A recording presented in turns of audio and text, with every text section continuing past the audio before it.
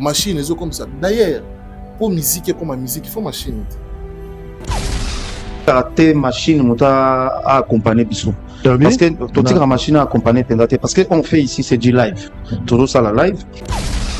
A démonter qui biso. A démonter Santa qui. Papa avait ya mukolo. Ode tiba. Asagi nini? Asagi nini? Ode chibambe. Femme d'affaires.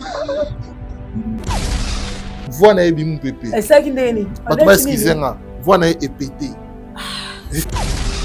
Sur le plan artistique, oreille musicale entre Ferré et Suzy Kassia, qui maîtrise mieux? Lui-même Ferrego là, assez à la pototine. Ferrego. Makasi. Tina ba répétition. Traiter indirectement Fally de tricheur, c'est se rendre toi-même tricheur.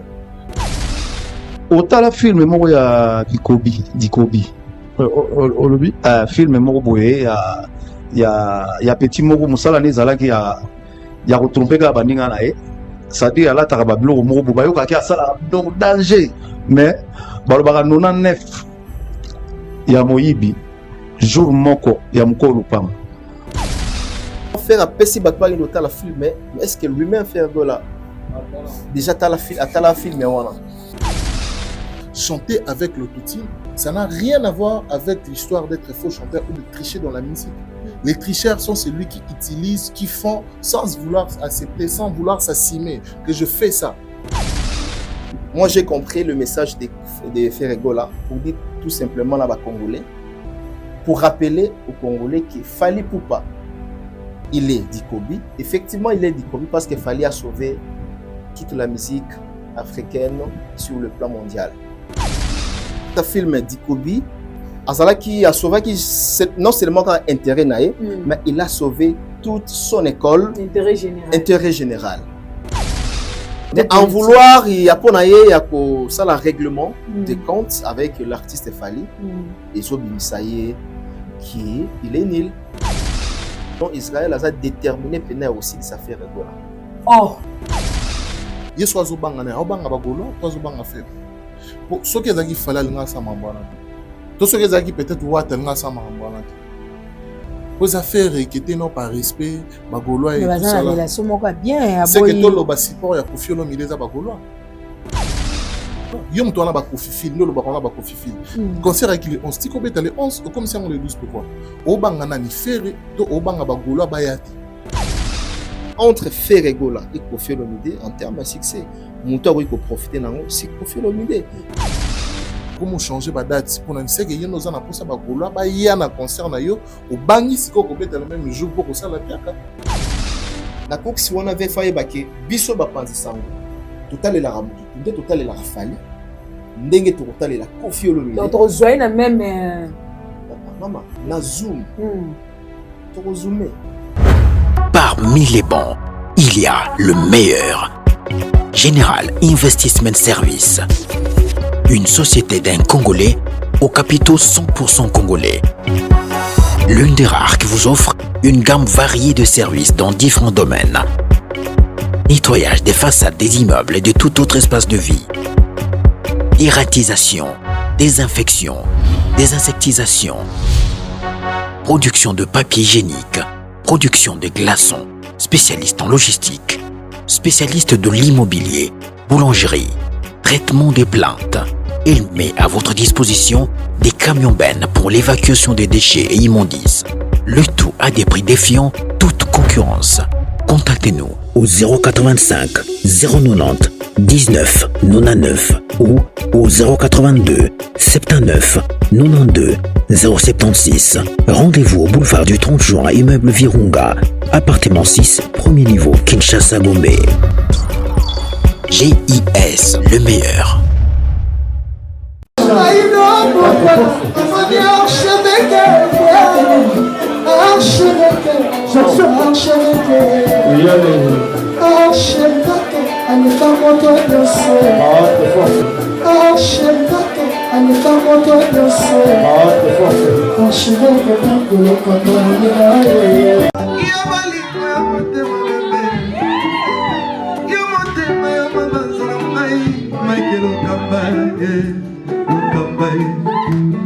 Michael Okamba, Okamba, Michael Okamba, Okamba, Michael Okamba, Okamba, Michael Okamba. Au Monisigoyo, l'artiste, c'est l'improvisation. Na honoré dans l'émission. Africa Elengi TV, votre chaîne, l'incontournable, la star des chaînes.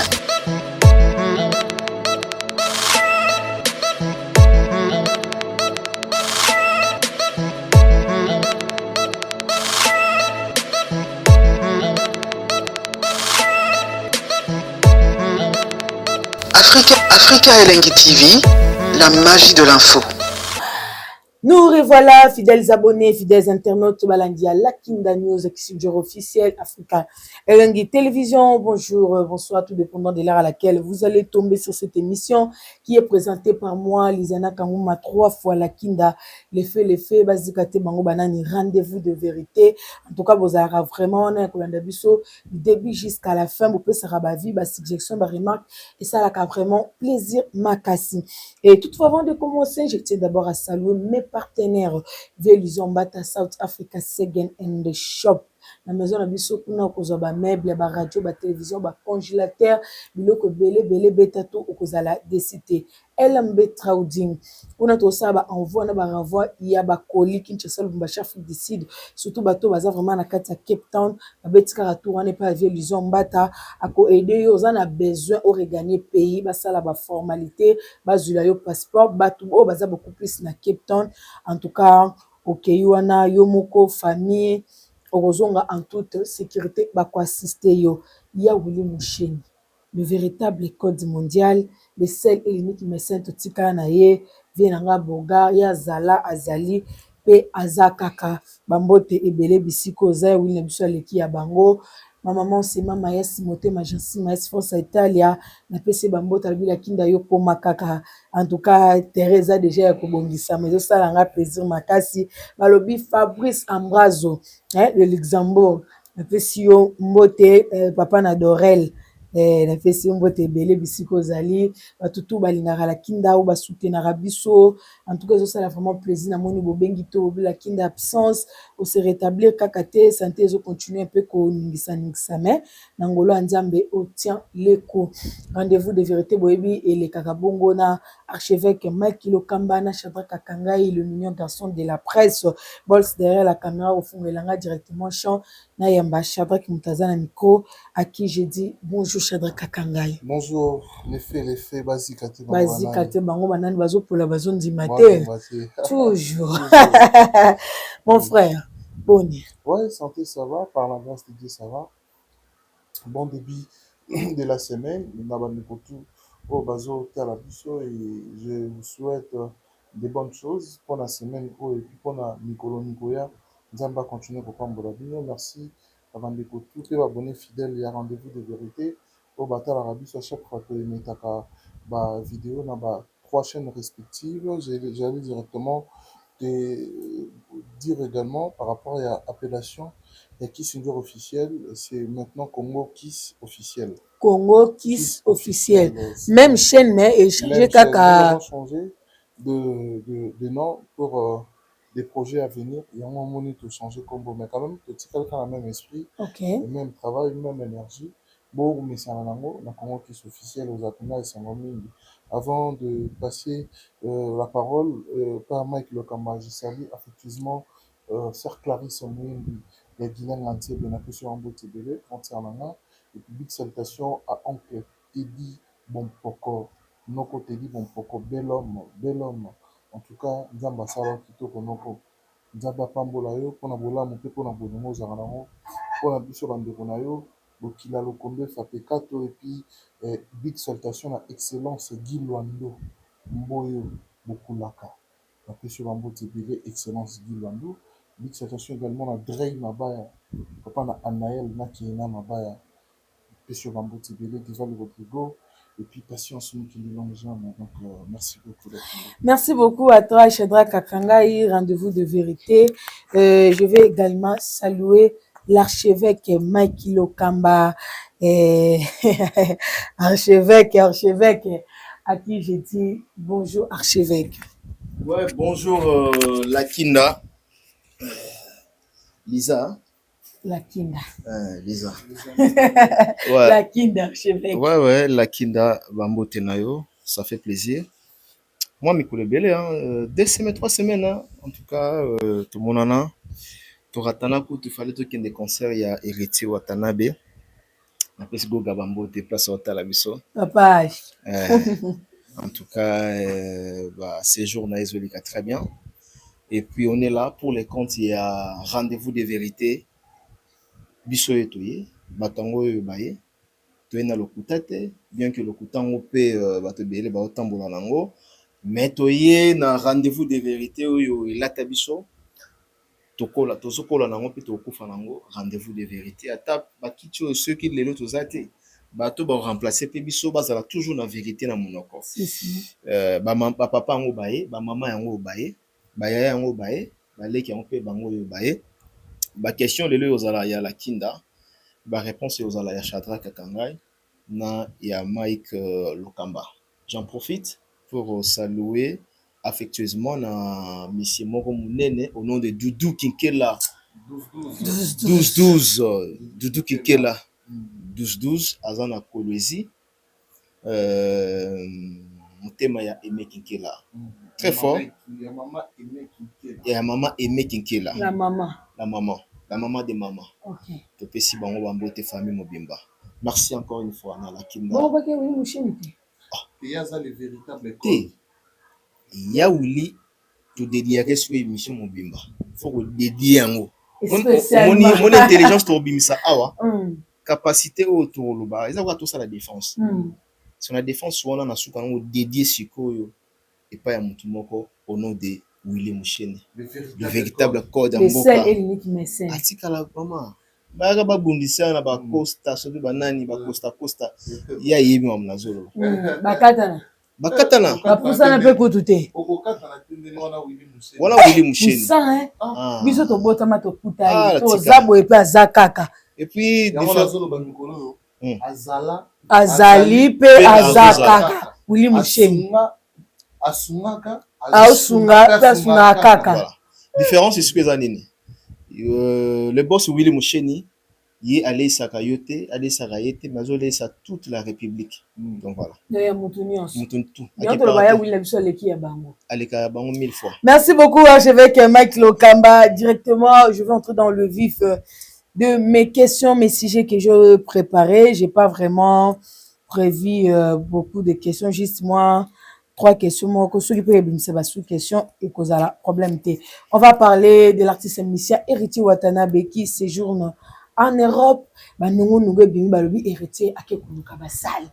Bazo proposer déjà ba salle belé à bête qui tourne à Zénith, à bête qui tourne à Bercy. En tout cas, la musique déjà zonga na poto, il kamboza kaka chadat. Archevêque zozela héritier na salle. Narina Salamo rectification Lakinda avec l'artiste Héritier Watanabe peut-être Batumsusu ba interpréter mal. Héritier Watanabe a qui koluka salité parce que c'est le producteur qui propose l'artiste. Tozala Kinayo dernièrement avec l'artiste Héritier. Bon, na oni ko annoncer officiellement OK. Tous la journée moko a omona ke enfin le moment est voulu à pour annoncer ba date où ils a prévu. Ce qui est vrai, il y a déjà ba producteur au bazo proposé, il a maintenant 3 producteurs. Il y a 3 producteurs. Ah bon? J'ai lu même le message. Héritier Watanabe 3 producteurs au bazo proposé, moko bazo proposé Olympia et puis natanga ki message musu bazo proposé Accord Arena et puis musu bazo proposé Paris la Défense. Héritier Watanabe? Oui. Na Paris la Défense. Paris la Défense. Ouais, ça va message on attanga parce que mon biso toko tara partout. Akenda ipoto pour finaliser quelques contrats. On peut éviter ceux qui aux ala Accord Arena, ceux aux ala Olympia et puis ceux aux ala Paris la Défense. On a etikali on est senga maintenant équipe naé. Il décidé quoi annoncer biso basa la choix. Très bien, passe à la choix. Oui. Mais on a pour assurer bango héritier acquis ba bengisa qui avec la maison de production pour na kosolo là, ko ba clause n'est-ce pas? Il y a ba concert et robeta à niveau ya Europe voilà. Et puis ils ont la concert monté aux à la 2 ou 3 4 concerts. Héritier. Déjà non signalé bino Afrique du Sud. Là. Si, je viens de voir ça sur son statut. Seulement, il y a 1200 places. Ma camion faisait déjà OK. Tout est bien calé. N'est-ce pas? Na Bocacité et vous en a Cape Town. Na Bosso Toboaraka. Ils ont agité. Patron, les seuls patrons, ils ont Afrique d'ici. Pas les seuls Baza et Belé. Je cite Yannick Kinia. Rombox. Ils ont la production. Il y a Héritier Watanabe na Cape Town.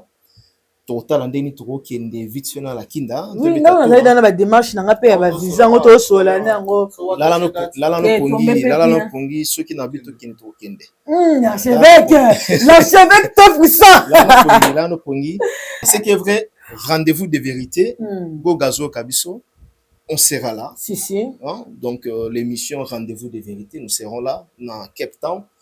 Grâce à Yannick 15 hein. Voilà. Et puis concert monsieur c'est Rosala, je crois ça na Jobourg, na Joburg, na Johannesburg, va bien Johannesburg. Et ça na grâce à presse de la ville, Mohamed Moleka. OK. Thème à Charity Moleka, il y a dans la deux productions je crois, entre production. On a hérité Watanabe. Mais pourquoi toujours les shows de Wata Mikolo et Wata bazo bengi partout ba Kolwezi, partout zo kende, ba kisangani en mais est-ce que ozo bossa na Wata ebisa kiso? Tenga lingi to solo ndire ke to zala kina ye. Tenga una linga ke zala suspense. Yo ndo to décider de voilà. Ko zala na artiste za mabete parce que biso to ba panzi sango. Si. Biso ndo to yeya na ba information na bango na ba télévision. To kara ba nouvelle na bango libanda te. Faut to approcher na bango. Quand je dis ça, c'est par rapport que information est réelle et que c'est vrai. L'artiste avait dit qu'il va frapper cette année 2026. Il ne va pas blaguer cette année. Il va frapper. Pour les chapeaux à lui, héritier Wata Goga Motona Tembe. Voilà, par rapport à choix à Wata. Ces derniers temps trop sollicité, l'artiste basé belé. Mais ça. Mais la filée va voyager, va faire Boudas va voyager. La comparaison n'est pas raison. Bawera baza, mais on dirait Wata ndé makabwa. JB baza, bandeko tangi bazali. Autre temps, autre merci. Ils ont un moment où la kin na toza 3. Mais aux autres opportunités même sur aux raté pour aux paraître belle non peut-être musala na yo ndem toujours comme ça que non aux ma relation est belle aux makambo est belle c'est également aussi avec Héritier Watanabe si aujourd'hui il est plus sollicité c'est parce que musala ou azali ko sala et comme makasi koleka na miso bato remarquable à chaque artiste soit un succès chaque artiste soit un tube ou encore album ils ont accompagné, ils ont succès, ils ont la production c'est l'équité.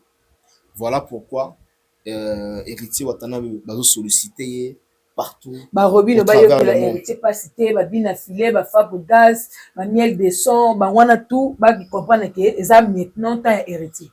On a vu autre temps, autre merci. Bon, oui, que la moninga jalousie comment, mais surtout tout ça la musique. Moninga simbi qui cité à côté d'Angangate, c'est par rapport à ba travail ou azali ko sala. Yopé zala concentré ko zala distraité sala makambo moninga zali ko sala ou bien sala yango plus yopé ba solliciter c'est le cas pareil avec des Fali et des autres le baza plus solliciter na ndenge pe libanda donc voilà. Merci beaucoup l'archevêque Mike Lokamba. La fois passée, j'ai été invité dans l'événement de Maman Mariam Bondo na cadre nouvelle société Maman Bongo le 8 mars. Maman Mariam Bondo, Papa Roy Bondo, Jikoni. En tout cas, ça va extensif moko ya cuisine, ba ki kalungu, ba nzungu, ba sani. Ba zo employé ba te belé, ba zo pesa musala. Couple on a les grands amours na ba on a pesa ba mbote. Bazali soko koko tout la monde zalandene tozalaki wana ba Ika de Young tozalaki wana ba coach Amondi Chic ngara na pesa bango mbote en tout cas pasteur Roy Bondo assemble pour na pesa mbote vraiment bande boka telanga partir c'est juste sérieux vraiment voilà na comme il s'appelle message pas maman Pamela Kiboko na pesa mbote bela en tout cas j'ai été honoré tozalaki wana to fêtaki bongo na ville pour na ouverture ya Jikoni balobi ba extensile ya solo ba kalungu ya bien ba sani ya bien banzungu ya bien bokozwa yango na Jikoni Jikoni le 8 mars déjà ba boutique nyonso kozala ya kofungama wana esalaki plaisir coach Monde Chic pe a répondre ka albaki tokuta na bongo le 2 na le 3 na Stade de France na concert ya Fally Ipupa ye moko la caviar en chef akozala wana ba Hugo Sabien caviar caviar eza tiprete eza ba femme ya haute société. Pardon? Haute société. Vous allez qui wana? Ozoba caviar ozoba coach wana za caviar ndeni. Caviar ndeni est beaucoup compliqué là. J'attends Kakanga le mignon garçon de la presse. Héritier Watanabe séjour en Europe qui j'ai dit aussi bon séjour à lui. En tout cas, nous sommes héritier na salle. Merci Lakinda. Avant de répondre à la question là, na séjour on a idée à archevêque. Ngape nazarana posa papa Roy asambela pulanga. Papa Roy bondo. Motema maman Mariam bondo. Achanga maboko. Asambela nga penza a délivrer nga. A délivrer yo. Na piako nyonso na nango. Voilà comme il dit les Djabidjani les teta. Ah bien la misa bodara. Na cause archevêque. Ça bien. Vraiment. Papa Roy, salutations, total respect pour tout ce que vous faites dans Katia, République démocratique du Congo, des talents épanouis aujourd'hui et des vies changées et puis des la société jeunes oh lelo bakomi ba travailleurs Mandela ya Majabu et puis boyeli biso sous Jikoni ba extensile ya cuisine ya marque qualité. Et c'est mon pays bandeko lisusu bazala employé et congolais allons à la moins chômage. Donc merci, je vais aller directement rapidement la réponse na yo. Archevêque a presque tout dit. Moi personnellement, je suis fier de l'artiste Héritier Watanabe pour ce qu'il est devenu et au monitant tobeta ba solo, il y a un musicien congolais la positivité, ça nous fait énormément du bien. Aujourd'hui, moi, je dis félicitations Héritier Watanabe parce qu'archevêque à lobby, il y a des témoins, il y a maman dans le parce qu'il nous a élu sur moi. Avec mon akiango, le rôle communicateur, avec communiquer batou, makamo eza, il y a solo, il y a le côté. Ce qui justifie que Héritier peine à minute autour de la période d'affaires. Période d'affaires au Saranati. Bazo proposé, salle et belé. Ye mon soir motala sal ni nandi maona ane o sal ni nandi maona ane ona sal ni nandi maona 2028. Et puis pourquoi? Parce que batouana o ba proposer bazana ekoke muto tant to tchai place na salle oyo to koteka. Pourquoi baza convaincu que ba oteka? Parce que bazo ka ba nouvelas bazo ka ba simba bazo ka ba nzembo nyonso bazo tala que retour y album Héritier Watanabe. Donc ils ont le support membre des réussites bien même avant l'événement. Rendez-moi cause positif. Ce qui veut dire que Héritier Watanabe a une période d'affaires. Quand on dit période d'affaires, Tauzon a rassuré qu'on a mambo to bandolo de la jadis, c'est pas fallu que l'artiste n'est pas proposé ou l'artiste n'est pas demandé. Ok. Donc Héritier Watanabe, c'est un artiste qu'on vient proposer ou normalement qui était non Moni Tochai Kaka et tout ça, non. C'est le public qui demande. Okay. Héritier Watanabe est demandé en Europe. Soué nga année oyo Héritier Beta ata encore arena. Netinga. Et puis nanga mokote non souhaité. Mais encore arena apparemment ba date c'est ça qui sous-souté non 2027. Bon selon la lobby ba date c'est ça fermé. Je crois tellement l'artiste lui-même est allé là-bas. Peut-être un sous information positive. OK. Donc ce qui veut dire pour nanga moko pété. Au moins un citoyen moins 200 000 de 300 000 personnes au bana pour ça Héritier Watanabe en France année. Pourquoi il y a accord arena. Bon, si je choisis l'accord arena parce que Héritier Watanabe n'a plus rien à prouver dans la salle où ils ont moins de 10 000 places. Non, avec Zénith, avec Zénith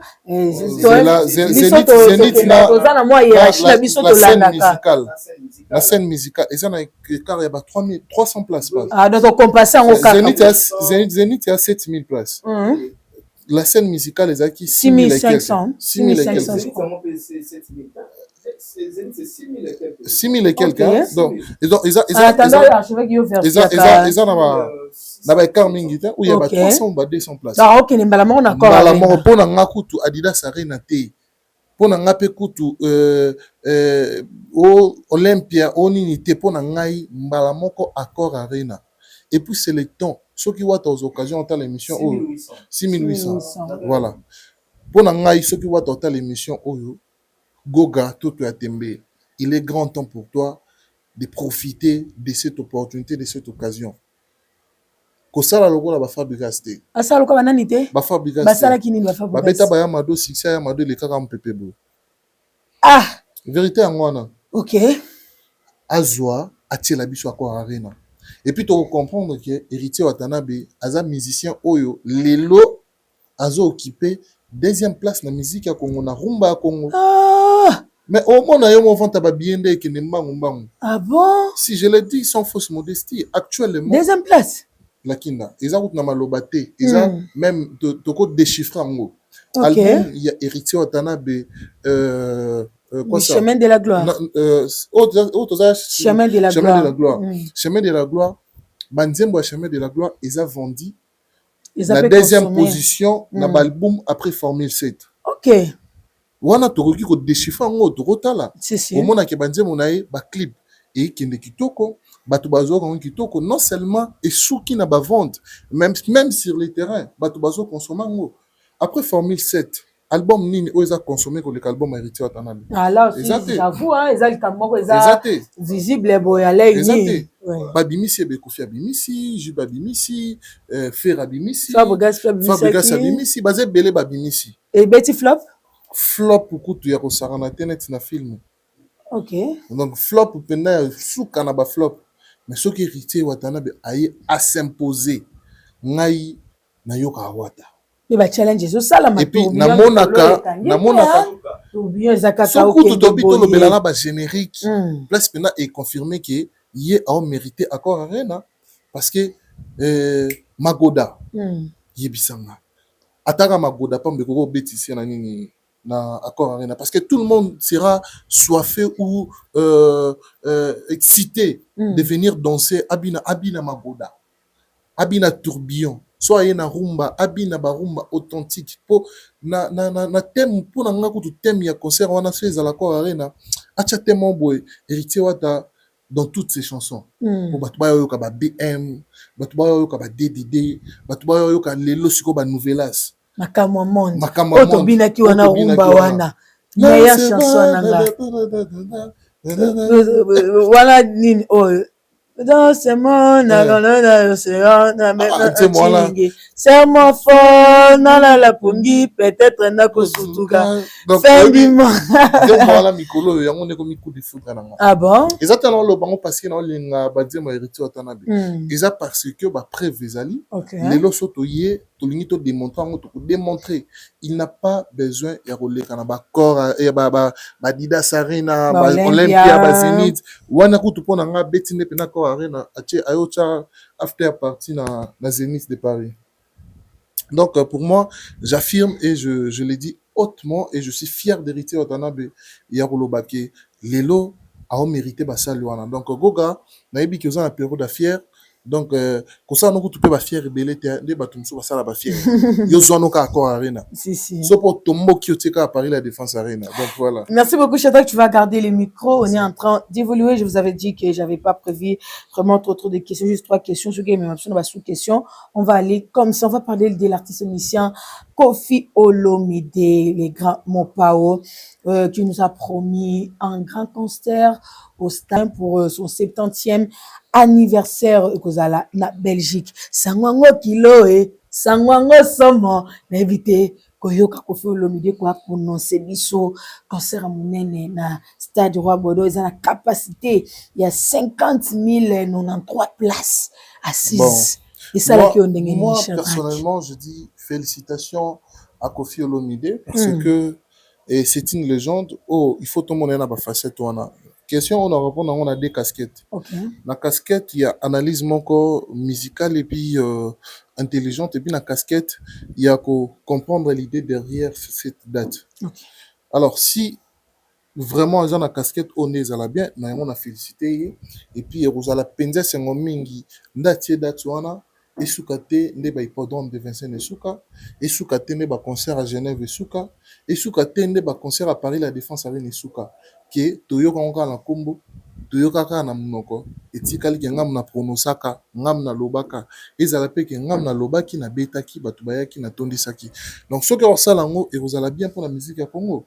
Nul n'est contre lui, ou nul n'est contre sa performance. Bissonion surtout, qui est Koffi Olomide, c'est une légende de la musique congolaise. Il faut le dire avec beaucoup de respect parce que Yemutu Asala plus de 21 albums où ça la succès dans Morao. Album Nasuka o nga na lobaka fièrement qui toko betelango tango toko betelango tolo eza brakadabra parce que eza na banzembo ki toko ya succès au saranate. L'étoile L'étoile d'État. d'État et tout ça là. Ce que soto nito zonga depuis natikali 16-0 natikali maboko pamba. Surtout yena isuti lelo na abakadabra. Moi je me limite là parce que il y a on est dans mon peut-être album il y a réussite ya suka Koffi Olomide ngwana. Tu na ba étoile d'État. Les 27 les 28 chérie locataire lotaka kolo lopango. Soka zongi Koffi Olomide abanze moana pona nga roi Baudouin Lomike. Okay. Mais soka yé Koffi Olomide ya ba symposium, Koffi Olomide ya ba mon Koffi ya ba Bruce, Koffi Olomide ya ba Oana. Mais l'élégance pesa na moi ba charme. Bon, l'élégance ya ba single. Ba élégance ya ba single. Ba élégance ba leader ya ba single. OK. Vous comprenez? Ba élégance ba leader ya ba single na ba papa mbima ba single mo boya ko pis. Po muto ya te ayo kaka élégance, ayo kaka ka papa mbimba, ayo kaka nzembo mosusu mo boye sala cité non. Ayo kaka selfie po banzembo Koffi asuka esala net nzembo Koffi asuka esala succès mondial ya suka oto lobe persa makasi kanganga photo selfie muto akata yo ka selfie muto batsoki ya zungi pena Koffi Olomide o wana ya le grand mopao ozonga na bankadaba kitati na se o se sentir pena ya conscience ya vienne zala que grand prêtre grand douliste wana stade roi Baudouin orbitango.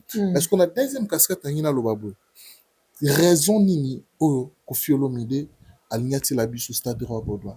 70e anniversaire. Très bien. Alors, 70e anniversaire, voilà. Et quand qui fait mes places au Yoponanga, à mon humble avis, et la anniversaire, moi, ils ont la connotation bien, avec beaucoup de respect. Par exemple, Koffi Olomide a fêté peut-être na VIP à Hilton. Concert acoustique? T'es VIP à Hilton, na concert na salle na Hilton. Hilton, là, c'est le comment acoustique quoi. Attends la France ou na Koffi Olomide par exemple na aux ara 2000 places on est en casino hein. Casino de Paris. Casino de Paris, l'anniversaire de Koffi Olomide à Casino de Paris. Au monde que moi primo relevé. Na primo relevé, concert mon VIP batba ba yo kachacho. Balia bamela ba déguster ba wala pour la ngai elinga la meilleure fête. Parce que a forcé à ça elon mon boité à ma casse pour la samokide. A ça la pour a fêter anniversaire na vraiment dignement. Imaginez Koffi Olomide a tué concert peut-être un sous na Casino de Paris. A tué billet $500 par exemple ou encore 500 VIP et banata na 200. Qui to kachacho a pesi ba que lenya banze monana. Na moi tellement glamour, akimi polémique, limelanga il qui est la meilleure des anniversaires pour les concerter pour azad na capacité beta ba koleka ba casino ba casino ba si mais pour na ko embellir pour na ko sa valeur na respect na anniversaire na 70 ans on nzamba ko na mokili il fallait pas akinde kocha ba roi Baudouin pour na aluka asa la polémique parce que roi Baudouin wana eza parmi ba salle oyo ezala cité par Fally ba stade oyo ezala cité par Fally na apéro on lui avait proposé qu'il y a roi Baudouin et na linga si ça stade de France et tout ça là. Est-ce que aziango na idée à kokota na polémique to ya ko rivaliser to ya ko luka ko chaka ka ke balobelanga parce que l'effet de beaucoup vouloir trop battre balobela yo les okomisa mutu ki tsamutu na se omoni lelo soki les grands mopao à comprendre que y a une légende na Koffi Olomide ngam na sala marama danger ngam na sala ndula danger a olonga na kati ba banalité wana pona nga roi Baudouin eza matalana roi Baudouin Koffi Olomide kana matalana on saranate il fallait pas OK parce que de vous et nous on peut comprendre que actuellement pour beta place il y a 50 000 places na stade place ici car il y a 50 000 places na poto il faut accompagner à support support na yé actuellement les amis support na yé actuellement les amis. Directement, la date était prévue les 11, comme on avait suivi sur son live, là où il nous a annoncé. Et puis, du coup, un jour après ou 2 jours après, pour ces dates, et comme il est 12 juillet, les gens se posent un peu des questions. Bien sûr, des choses sur l'administration. Vous avez qui calé déjà pour les 11. Et puis, si Bitima pour changer date directement le 12, est-ce que à ce moment-là qui vraiment l'administration pour vivre à le côté moi la tautologie c'est un point au place ngana lo bakiza matalana omoni loko so eza solo et na vérité so na tuni la kindola tinini olati ba couleur no sanga te na ti rouge chocolat noir beige noir et tout ça là donc oyo mona ebi ya ngwana olati c'est pour ko ça te que on a lati ki rouge te avec rouge bordeaux rouge mon cassé mélangé na nini mon wana comme maman lokuta lelo Koffi Olomide ayelaki biso ye moko na monoko na ye qui concerne nga eza le 12 juillet. Oui, le 11 juillet. Le 11 juillet. Ouais. Tola moki lobi nango na tongo ote en tout cas ba hebisinga ke Ferrego la Ligue des Champions akobeta le 11 ngai pe na moni ke tout chalda chwana de na solaki na bureau na nga tout chango le 12 et tout ça ça n'a aucun sens. Le côté bandi wana démagogie bandi wana kota siko na kata salle site ya Roi Baudouin.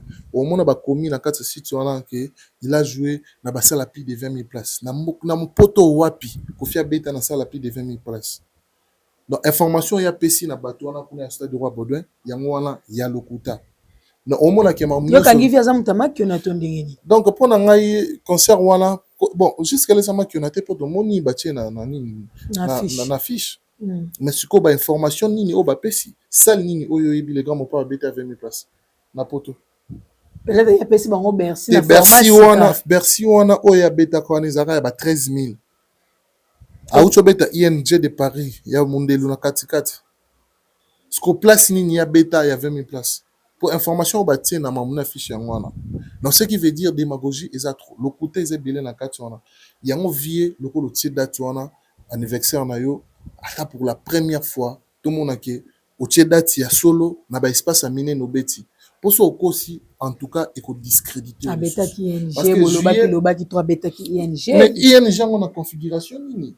Parce que au beta stade wana te na 50 000 la peso 7 000 places. Est-ce que vous avez 50 000 dans le stade Nini Roi Baudouin ou le stade à 50 000 pour Obet dans 7 000 places ici Mbata? Et bien on va les bloquer dans 4 vieux à Tchélibiso date à Beta. Ce qui est Obet na critère on a le bilan en tout cas j'ai dit total respect et félicitations.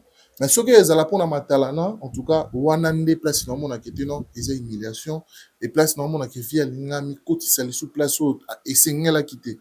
Comment lelo ekomi na changeaki pour faire azobeta na mokili nini artiste nini professionnel producteur nini oya professionnel producteur nini oyo aza na ba norme penza nde to mona ba Gérard Gros ba Robert Magic ba date na bango le 11 ale kaka pour XY arobeta bino bolongo na le 11 pour changer le 12 par respect bien abat musu basa na Belgique bolinga ba ke des concerts à faire na Londres ya boy ko empêcher bango coalition eza na mona faire abeta na stade na Kinshasa roga pas beti na stade kuna Brazzaville. Pour na rogue ezaki problème te mais pour na bagola ezaki problème yeso azobanga na obanga bagola to azobanga faire pour ce qui ezaki fala linga sa mambana te to ce qui ezaki peut-être wata linga sa mambana te pour affaire qui était non par respect bagola et tout ça relation moko bien c'est que to lo ba support ya Koffi Olomide za bagola pour abo ya ke jour ngo to za date moko pour bagola ba okendo bet ba ok concert à faire c'est que si pas on est à Bagola yom to na ba Koffi Fil no lo ba na ba Koffi Fil concert avec les 11 tiko beta les 11 comme si on les 12 pourquoi o banga na ni faire to o banga Bagola bayati so yi ba Koffi Fil bazali ndalo ba réellement ba Koffi Fil basé belé ba Koffiette basé belé il faut tika concert on a les 11 ils a les kamu respect mutuel Koffi azali vie à faire ceux qui basent la relation ne kotika la vie na leki ah petit nanga na mona yo beta kuna ko ta Londres félicitations nga pe koto na Roi Baudouin to toto la yango ezaki kitokos ceux qui ont commis ou comment changer ba date pour n'en sait que yo nozana pour ça ba gola ba ya na concert na yo au bangi siko ko beta le même jour pour ça la piaka pour to ke na ngopongo pour yo mutuza ba fanatique na yo eza rola Gims a changé date pour aille au beta na même date ça n'a aucun sens et puis ça ba pays différent ceux agata que bobete c'est comme en Belgique to na France on est to comprendre faire na Londres partiellement nde toyokaka bato ya Londres bayaka France na pasi na baévénement na France na pasi faire alanga azala bato na Londres yo oza mpe na bato moko ya France soki oza Koffi Olomide légende grand prêtre nde olobaka obanga sikoyo pourquoi obeta jour mon affaire donc faire ako mobangisa Koffi lelo toloba ah bon même kasi ti mpo ya obia apusi date na ye mpo na faire na likambo nini producteur nini oyo azalaki na contrat wana adécide bon te non tolongola date oyo tosorti yango boye seki non bazwaki sale te. Merci beaucoup, Shadrach Kakangaï. Nous sommes bel et bien en train d'évoluer. Je vais prendre aussi l'avis de l'archevêque Mikey Lokamba. Nouvelle en Wessali Ondengenini. Comme on a Koffi Olomide. Coaché la biso. Date na Roi Baudouin, na stade Roi Baudouin na Belgique. On a 70e anniversaire na Evi Akoli. Alors ça la biso plaisir. To fêter na Elongo. Archevêque Mikey Lokamba. Merci. Lakinda,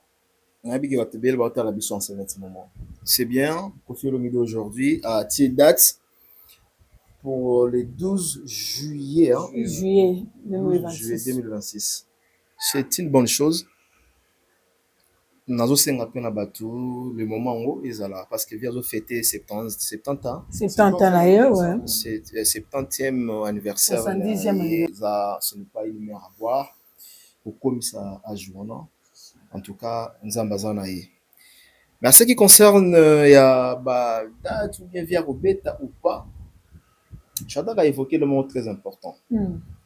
Moni via Koli, biso pe tukokola. Pour nous ba non la bozo ba Koli biso pe tukokoma ba ajwa. Pe tukoleka yango. Inch'Allah. Je pense que la meilleure façon est à vivre ou à fêter 70e anniversaire naïe. Ingewozala na peut-être casino ndenge Shadrach le bien. Vaut mieux une quantité que la qualité. Non mais la qualité. Vaut mieux la qualité que la quantité. Parce que quantité y a vie eko longola ba valeur wana yazoluka quantité. Yazoluka quantité. Or normalement il faut ça la qualité. Oui puis que la quantité via passer sur stade. Roi Baudouin.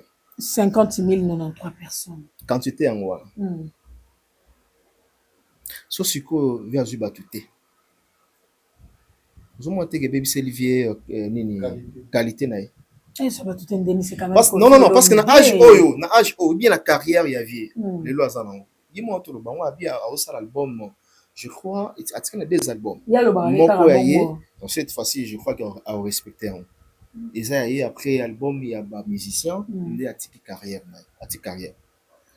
Moi je souhaiterais qu'ils allaient vie salle moko ya mike ate za la casino te ezata salle mata oui ata ba Madeleine ba salle ezata ba 3000 ou 4000 5000 au VIP ki non seulement ba fanatique nanga mais batu nanga ba koya ba camarade mbula ebeta ou pas batu nanga ba koya ba honorer nga hein billet batie msusu ata 300 €, 400 €. Moi dîner anniversaire moi dîner mon be anniversaire champagne voilà. Et tout Papa solingo kende wana.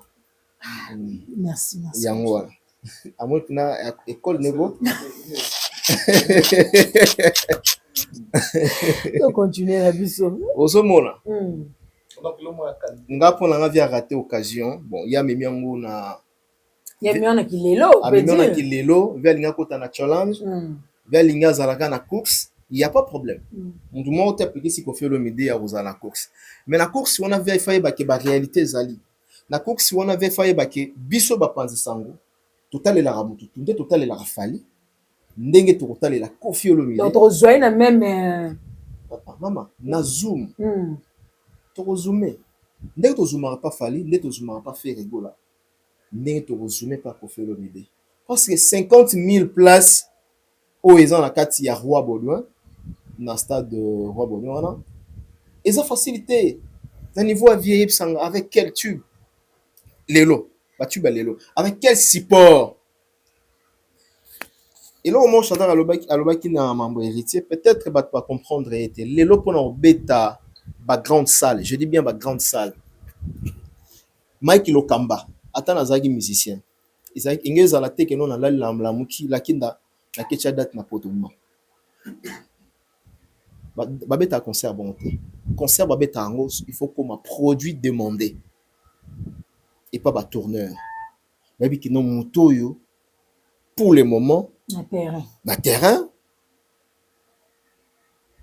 a ça demandé ce qui to juillet par na biso aux nini bénéfice na biso aux rentabilité est-ce que musiciens sont tels sur de juillet parce que les lots produit le coup ba fallait ba rentable na ba sol européen à robit c'est bon ba concert.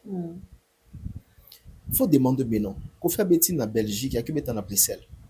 Est-ce que ça produit demandé avec 50 000 places? ING Simbaki. Il est de ING déjà c'est combien de places? Et puis Kofi avait joué combien de places? C'était quelle configuration? Je ne m'irai pas la quota dans ma camboua. Question mark. What is a stade? Oui, vous en a configuration Kofi avait na INGT. Viens dans la rédi à Missy Bayolo Kanto. Na PC Bambote. Tu as bêta concert à Paris. Ah, tu as bêti papa. Qui toque bah avec Abimi. Abimi. Pour ceux qui ont une continuité à la continuité, vieux valeur autre pesa qui vient au monde à battre par comme ah. Rédi en gros bêta qui plaît, on a prouvé bah tout sous comme une pierre à pour nani. Il s'est dit voilà la kangana mabo on a la température, on a la climat. Voilà la sagesse. Yoso lingo kota moi rédi à ça la course na mututé. En tout cas il bat un sentiment en fait. Ah voilà.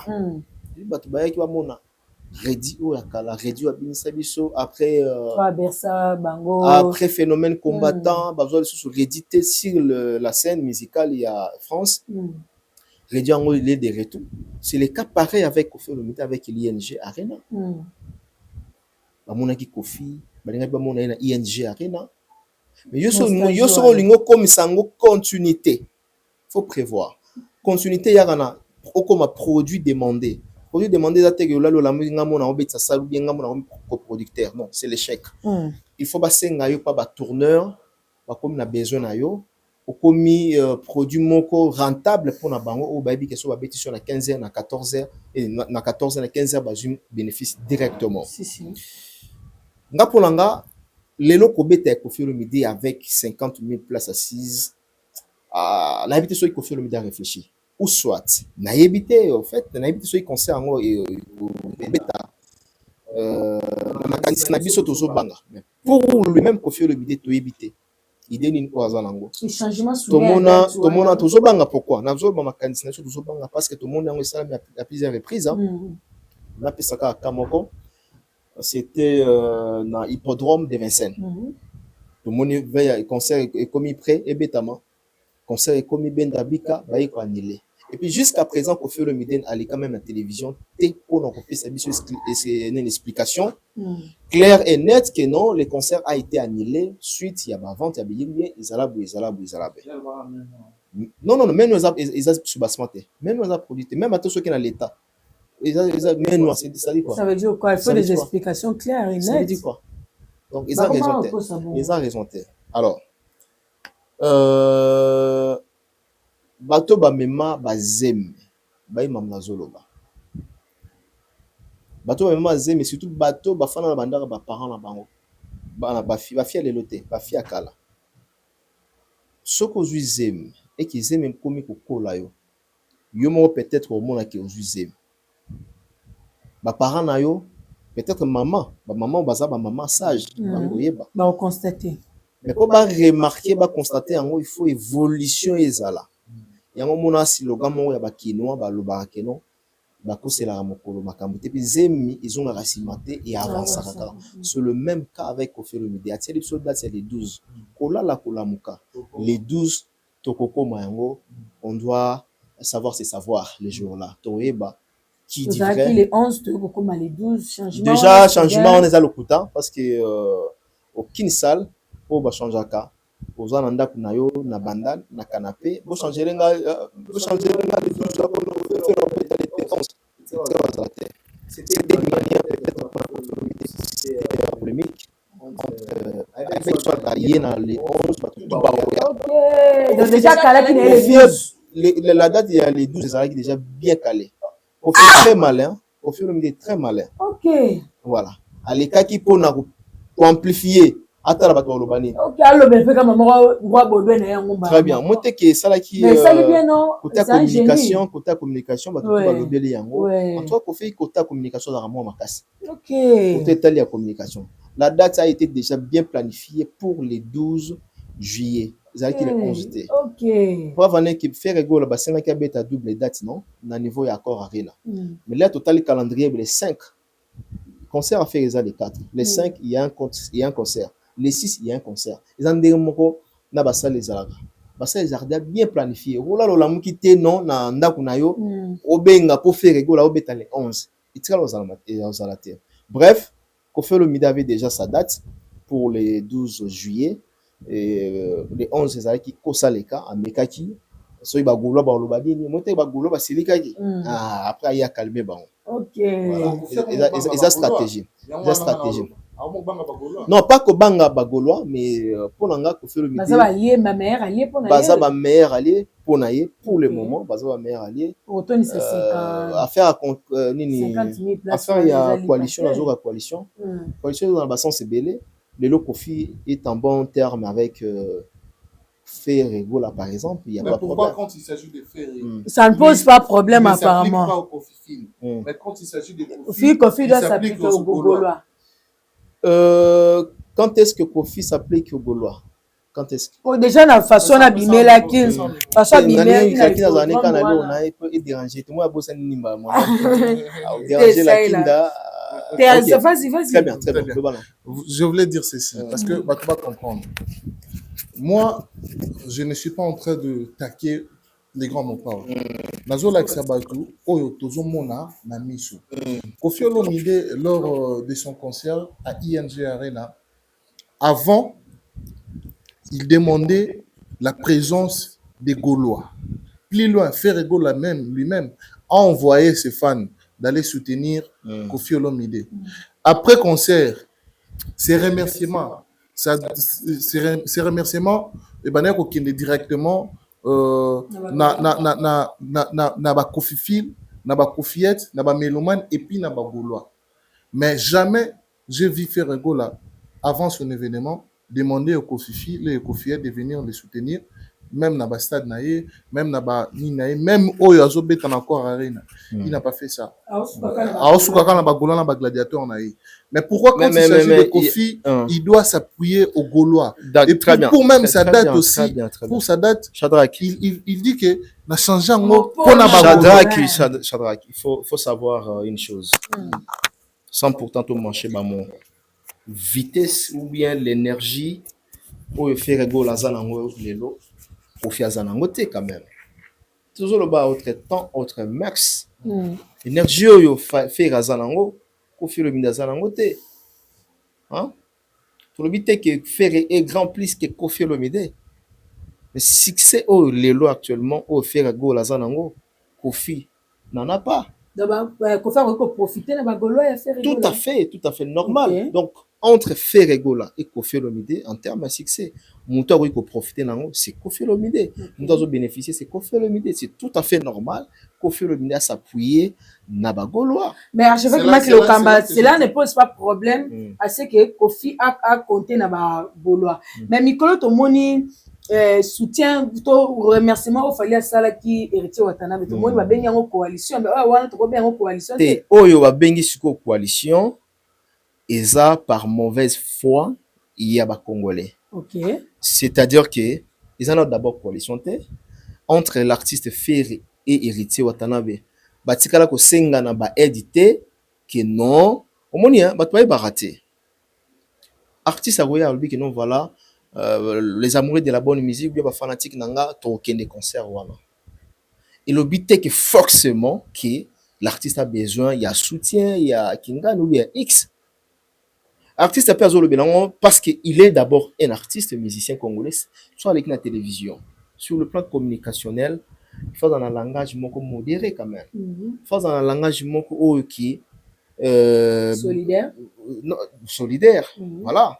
Aibiki, voilà, dans la télévision, va tout les question, il faut na répondre boy parce qu'il y a un moment où à concert na le bela boy.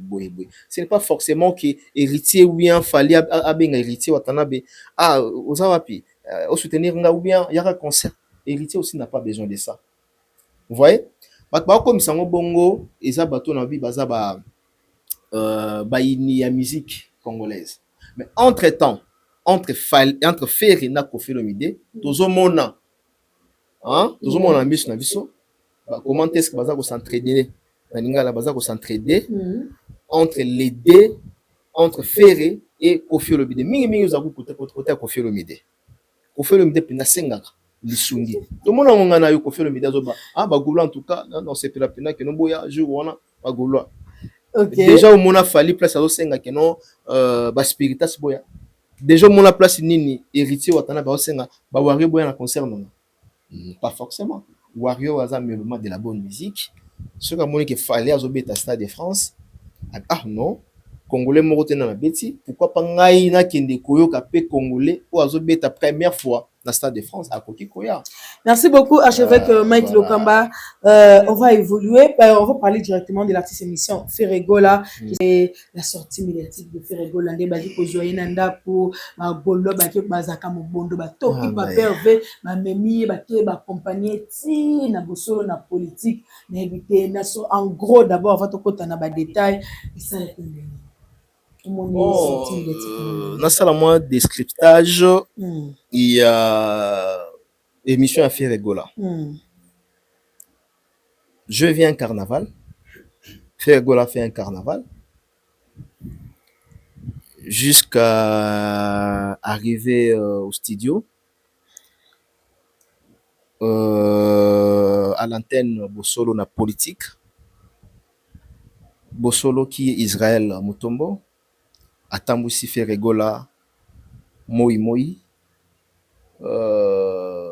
na ville po bato mamoni kaka ake Bosolo ngana loba vérité fe batambusi ville Gombe mobimba wana ezaki na ndako temba na mwana Bosolo batambusi Ferre na ville balongoli Ferregola na ndako. C'est une chose qu'on déplore, hein? Faut pas blaguer, faut pas rigoler. OK. Bosolo a su Ferregola na ndako na ye. Journaliste et moi se déplacer, ça c'est une bonne chose à valoriser quand vous êtes musicien nanda. Et ça la ma affinité ezali. Affinité on fait des limites. Faire n'est pas n'importe qui. Yongo sanga siko ke no entre faire et na Bosolo na la kosala mninga. Hein? Fait nan pena waza grand entre les deux. Bosolo la saline. La bandette Koloba. Je vis un carnaval. Au moment où concert, mingi ba musicien absolument qui n'en a pas mwanda. Nde ba tambusara ba musicien likolo zope savo pe pambote. Je vis Ferregola avec un carnaval avec ces Gaulois pour aller tourner une émission chez Bosolo. Incroyable. J'étais en ville, na moni bat bazoleka, batubeli bazoye baté bato na nini au Ferregola, les affaires Ferregola. Azana concert wapi. Batouman va répondre, j'étais là, bat va répondre té to moni loko la bazo kenene na plateau ya télé. Papa moi azaki na kufi na oseka mabe. C'est soudeni. Comment pour ça c'est musicien carnaval? Pour qu'il doit la émission na Bosolo na politique. Mais c'est quand même Papa Hervé. Non, Papa Hervé Fayemba, Papa Hervé fa beta concert, Papa Hervé fa un disque de platine, disque de diamant, disque d'or, Papa Hervé fa une certification, ba nomination et belé. Papa Hervé na carnaval et émission té. Musicien kotoza professionnel, je dis bien. À ça la carnaval pas pambata. À ça la carnaval pas pambata. Zela na peso exemple moi au pona nga kutu on peut pas à l'occasion nini en fait faut y besoin à l'occasion na ndima Ferregola uta poto ba série ba problème et comme la cahier à outi poto à prison ayi à sali carnaval c'est tout à fait normal fallait ça la carnaval avant beta super stade de France Marti c'est tout à fait normal devant un événement. OK. Yo mon émission les événements émission les événements de yo tu répondre na ba autotune quel événement c'est la toroya place voilà quel événement au contraire cette émission biso bato toza presse émission oyo fait la tournée na Israël Mutombo et booster la chaîne Bosolo la télévision contrairement na Ferregola ou bien na concert ya Ferregola. Oh.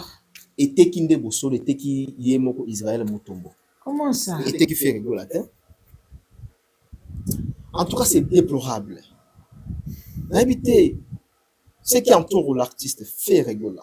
Si c'était que Mike Lokamba Azap Pemben a fait Anga ça l'émission peut-être ça l'émission autrement ngeza que non voilà d'accord comprendre hein? La stratégie ya Israël na boité à écran géant bat patala Ferregola qui studio papa na mutuka comme un homme libre qui est papa à kuti batie l'écran géant batie écran géant bat mususu ba batali c'est tout à fait normal mais que ça la carnaval autant aussi artiste moi pour que nous ça l'émission et ça na bénéfice ya Israël Mutombo et ça la mawa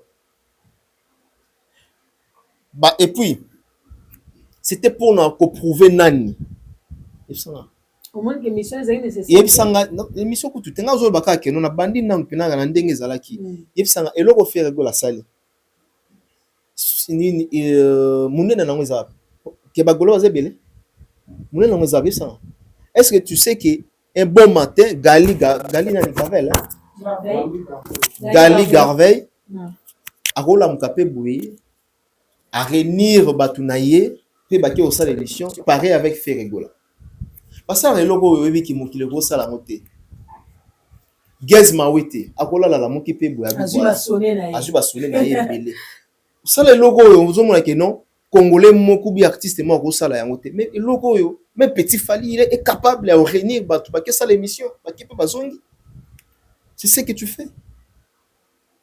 Oh là là. C'est pas la sortie médiatique, on a été en gros. Tout qui est la sortie médiatique. Namoni plus se faire a été venir répondre aux propos de Fally. Quand tu es la sortie médiatique, faut que ça appelle là. Bon, Chadara. Dans le Bénin, en gros, moi, je pense que Yaki Nandaku, et puis tu as un peu de détails. Chadra Kakangai.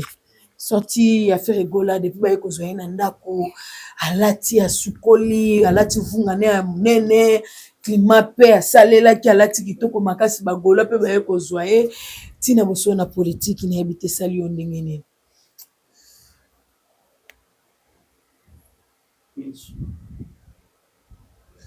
Oui, puis il a observé une minute de silence pour la répondre à la question. Ferregola m'a choqué. Je suis perturbé. Je suis ébranlé. Je suis secoué. Je suis saisi. Je suis... Donc, tous les mots-là qui sont synonymes des mots choqués, il y a un monde dans la minute. L'artiste d'envergure de Ferregola ne peut jamais se rabaisser à un tel niveau.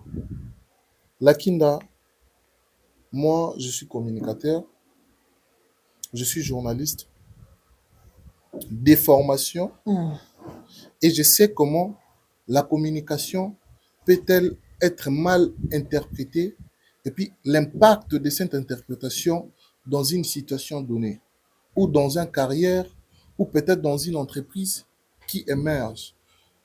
On parle quand même de Ferregola.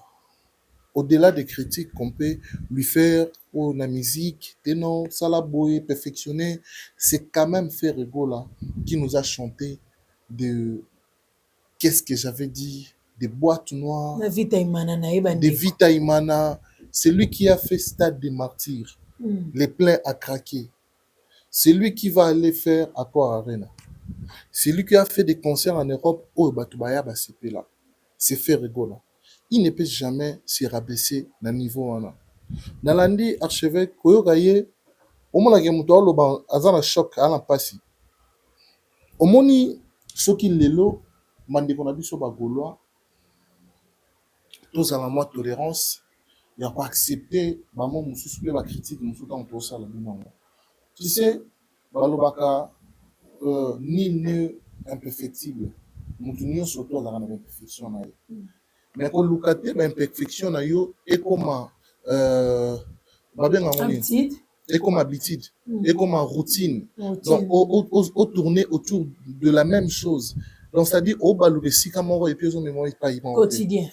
Donc, comme le qu'on a une erreur moro pour le quotidien. Donc, quand il y a un sala, quand il y a un bandila. Bossolo télévision, une émission normale. J'aurais peut-être cru ou accepté que cela se fasse de la sorte, ce qui peut-être fait rigoler à Ela Kibiso une grande nouvelle. Par exemple, nde asala émission wana nde bayaki koescorte ye bake batambwisi ye moi na bilamba alataki ya moi ya malili wana bakotisi ye gombe boulevard nini bien ke azalaki na kati ya motuka yaki climatisé mpona akende korépondre na baquestion moko boye qui ne tient pas debout du début à la fin de l'émission. Il n'y a pas une question qui m'a saisi, il n'y a pas une question que Ferregola a répondu correctement selon moi, parce que autant l'émission on a importance ya émission na eza nini ki ezalaki ke lelo ake ko annoncer biso après accord arena tobeta Paris la défense arena, c'était une grande nouvelle yango moni ngai na yaki wana parce que na sengo et tout ça là, rien de spécial. Accord arena na émission là, je crois que tu décortiqué en balobi là même pas 30 minutes, même pas 15 minutes. Acheter les billets na yo quand 5 minutes té. L'importance de cette émission, c'est quoi? Parce que si je te reviens dans une émission en live, il a fallu. Alobi mouké. Baké gauche, baké droite. Bozonga billet. Alobi mouké billet. Alobi mouké billet. Plus loin, celle même là, ma promotion. Ou on somba billet. Il y avait 3. Nini, Tozananga, Tokolia, Tokomela.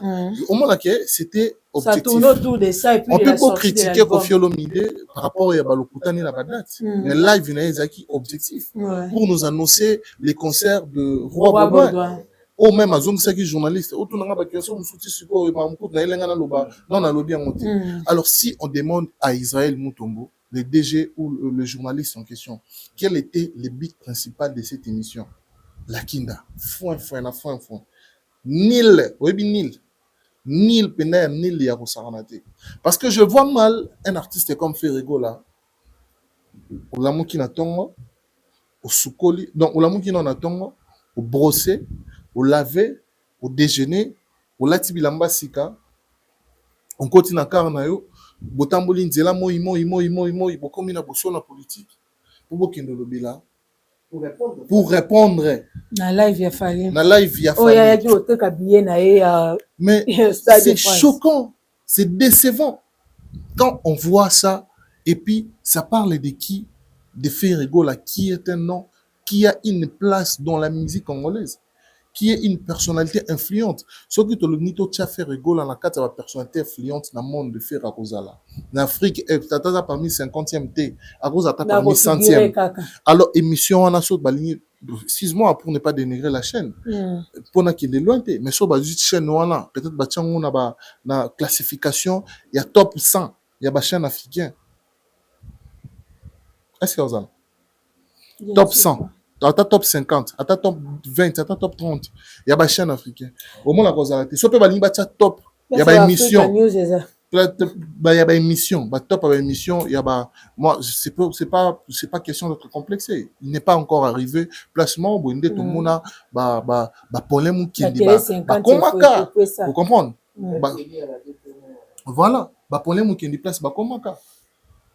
Au moins qui mon mboka problème qui une émission na ou encore B1 on peut le reconnaître. Nakati ya Congo la biso quand même Papi Mboma il a su faire quelque chose de positif dans la carrière de Michel Belé. Mais yebisa ngai kolongwa moi bongo l'artiste Ferrego là kokende ko sala émission là, quelle visibilité, combien êtes-vous payé pour faire ce que vous avez fait Ferrego là? Je ne sais pas si c'est une manipulation. Je ne sais pas si c'est sous l'envoûtement ou peut-être il y a un membre, il y a Makassi, nini asali pour aimer ma faire rigoler dans l'émission. Merci beaucoup, Chédric. Quand tu vas garder les micros, je dois entamer directement les sous-questions lors de l'émission. Tu comprends que je dirais que l'émission, il y a un rendement de compte Penza parce que Ferregola a soulevé qui beaucoup plus point Oyo et l'Obama qui en live, il a fallu pour pas. Notamment, il a parlé sur l'autotune, ma machine, il y a mix, il y a arrangement. Alors, il va tirer l'ango, DJ, ne moutuba sale l'ango, et il y a vraiment à utiliser l'ango. Voilà, il y a beaucoup plus authentique. Quand on a yé marana mikona n'engepe et comme la kabibiso na matone éviter ko. Peut-être on peut na comme na zuna nukaka point wana. Bon, Lakinda, je crois qu'on a fait cette analyse l'autre fois. Quand on fallait ça, là, Yvonne, tout le Bela Kiango, on a évoqué, on a expliqué. Moi, personnellement, je ne suis pas musicien. Mais quand même, tellement tout ça dans le monde, l'écriture, et on parle plus de la musique, ça nous fait comprendre et ça nous fait apprendre. Lélo, Tobé Tamasolo, que vous avez Nawata, vous avez hérité, vous avez peut-être na Fali, vous avez peut-être na Kofi, et ça nous arrive plus loin. Il y a aux appels à studio na musicien. Musicien à Kinara, à Judat na rendez-vous, nous allons à Foutimo na bango rendez-vous, baké, basali enregistrement, il y a les beaux sociaux qui silité, bah il y a deuxième tour, ceux qui silité, bah poser ma banga, aller bâtir quel ingénieur de son. Papa ça musala là moi yemo mission zo ebisa mon côté on a bongisa moi vraiment bongisa moi muke côté on a chabo mbunda on a okango beti beti à côté on a mona kezaki raté longo lango côté filtre musala bo yango nde babengaka mastering et puis ezaka nini mixage na mastering basali mixage et puis basali mastering après baké au sala première écoute à côté tout le monde bongisa ngo bien te sala ngo boyela mango sou bien baké basali deuxième écoute et puis bah qu'il y a une écoute finale. On y surtout là ils ont la traitement. Ils ont pas besoin de journalisme. Tout ça la récolte, traitement, la diffusion. Donc c'est-à-dire tout qui a besoin d'information. Dès que tu as l'information, tu peux pas rien en tout le bien bon. Pourquoi tout ça le traitement? Il faut tamiser. Voilà. Tamiser traitement. Yamana. Donc, mon début sur rôle, la biso ba journée c'est là. Donc il n'a pas toutes les informations, tout tamiser en haut. Tu dis que mon autorité employé en haut parce que ils ont mabé. Oh il faut tout passer en figure de style. Pour attendre nous sans ce n'est pas la tricherie. Nous surtout on a tout ça les ali pour nous embellir, couper sa information en beauté. Bateau basa la canard rédaction ba ibi. Mesdames et messieurs, bonjour, vous nous suivez au travers émettant de Kinshasa Gombe. Nous sommes au sommaire. Le président a fait ça. Nous, surtout, ils ont l'information récoltée, traitée, puis diffusée en mots. C'est comme ça avec la musique. Vous chantez. D'abord, Bakoba Bandara, Nakokoma, créer mélodie, Bakoti studio, Babeti, Bayembi.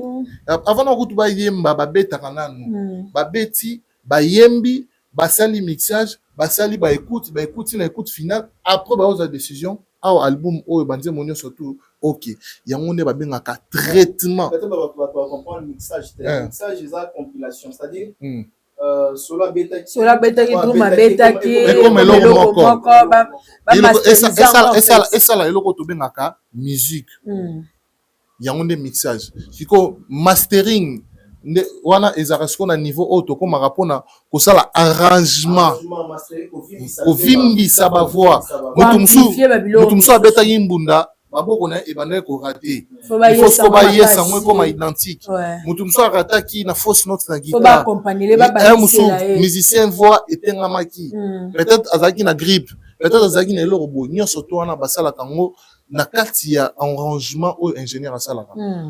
Pourquoi babenga bango ba arrangeur? Pourquoi babenga bango ingénieur? Parce que on la bango yango wana. Est-ce que ce totali de qu'on a vu se faire rigola? Machine ezo comme ça bato ba égoïste.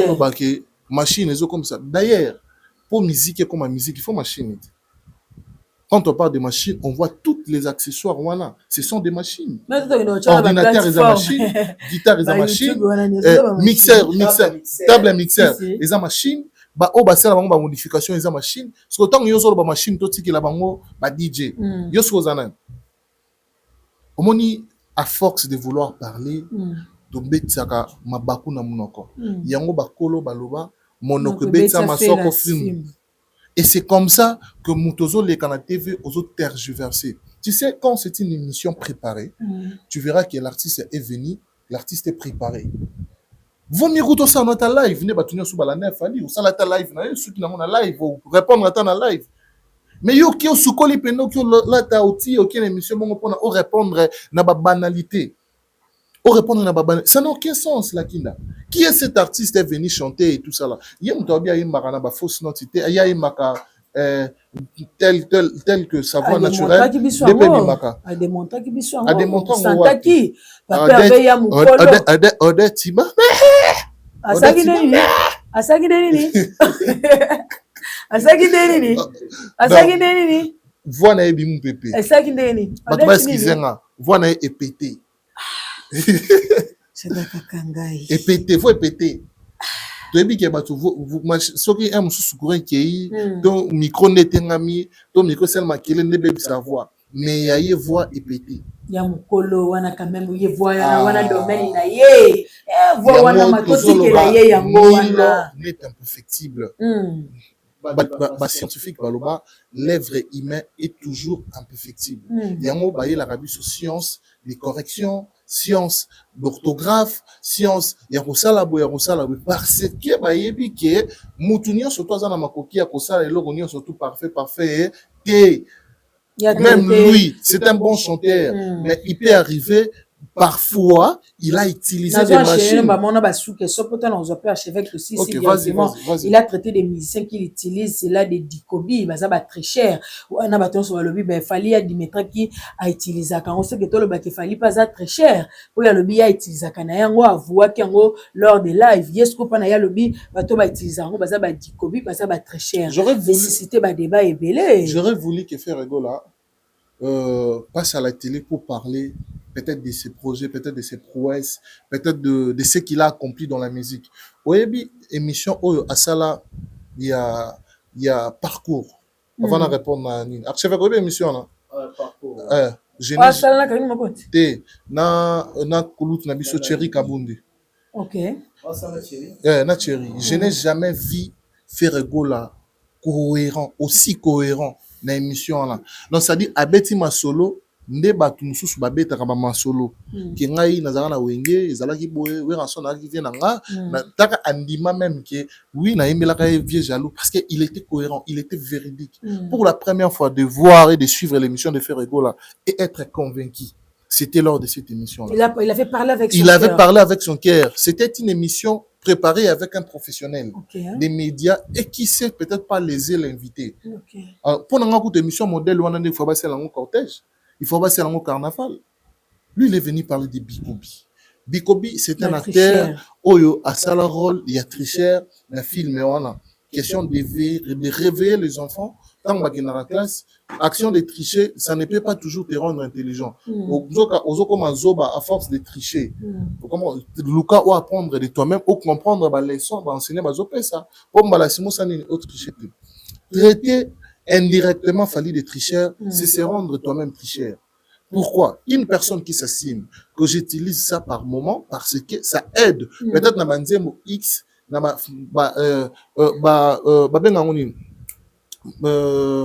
ma style de musique X, et c'est un cas que moi ba machine wana pour embellir. Michael Jackson a fait la rototine. Michael Jackson, the king of de la musique mondiale, a fait la rototine. 50 ans. So yo ki bandi ma rap mais autotune eza.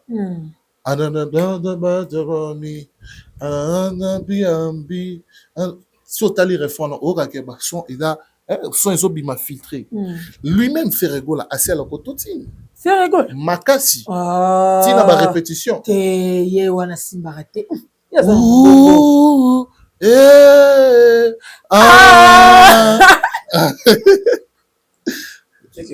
C'est que répéter. Maman na autotune, wa pena nze moi la photo pe son combo autotinaire. Nze moi la photo pe son combo autotinaire parce que ezana autotune makasi. Et yo kana pe makasi. Et puis makasi et puis ba la bakisaka ne volume ya ba voix na ba matango makasi. C'est ça. Donc c'est à dire azo c'est la machine a bien monté qui a autotune.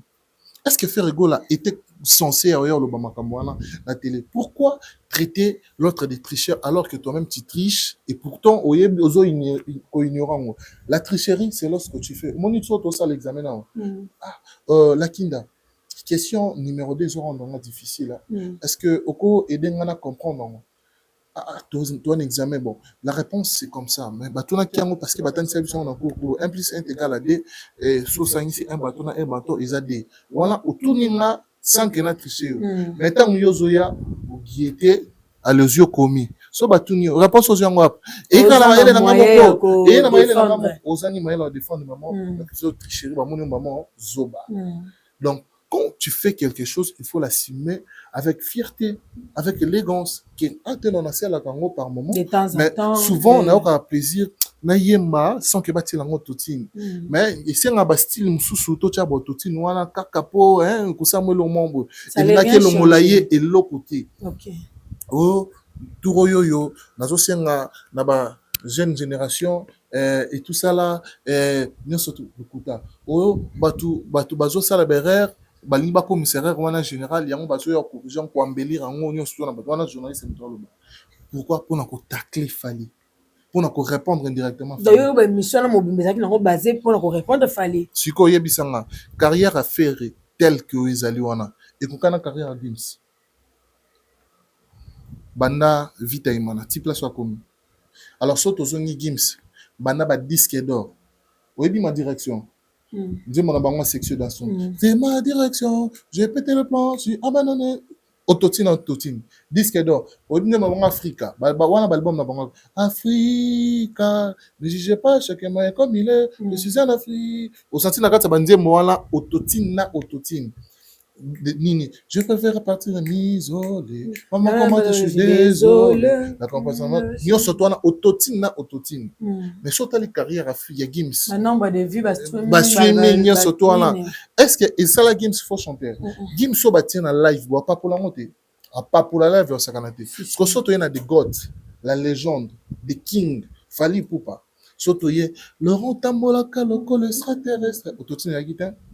Sotoye na yo bon chenga na sentiment lokola le choix plus élevé autotune ya kita mais osani toye na liputa peut-être n'a jamais connu l'autotune na bel chemin na droit chemin peut-être am ça qui là on dit mon souci ba urbain wana o sala na ba French kiss et tout ça ba mokobe liputa chéri fini kanga liputa ezalate autotune ezalate mais il a fait carrière membre saine et propre et aujourd'hui des récompenses sont énormes.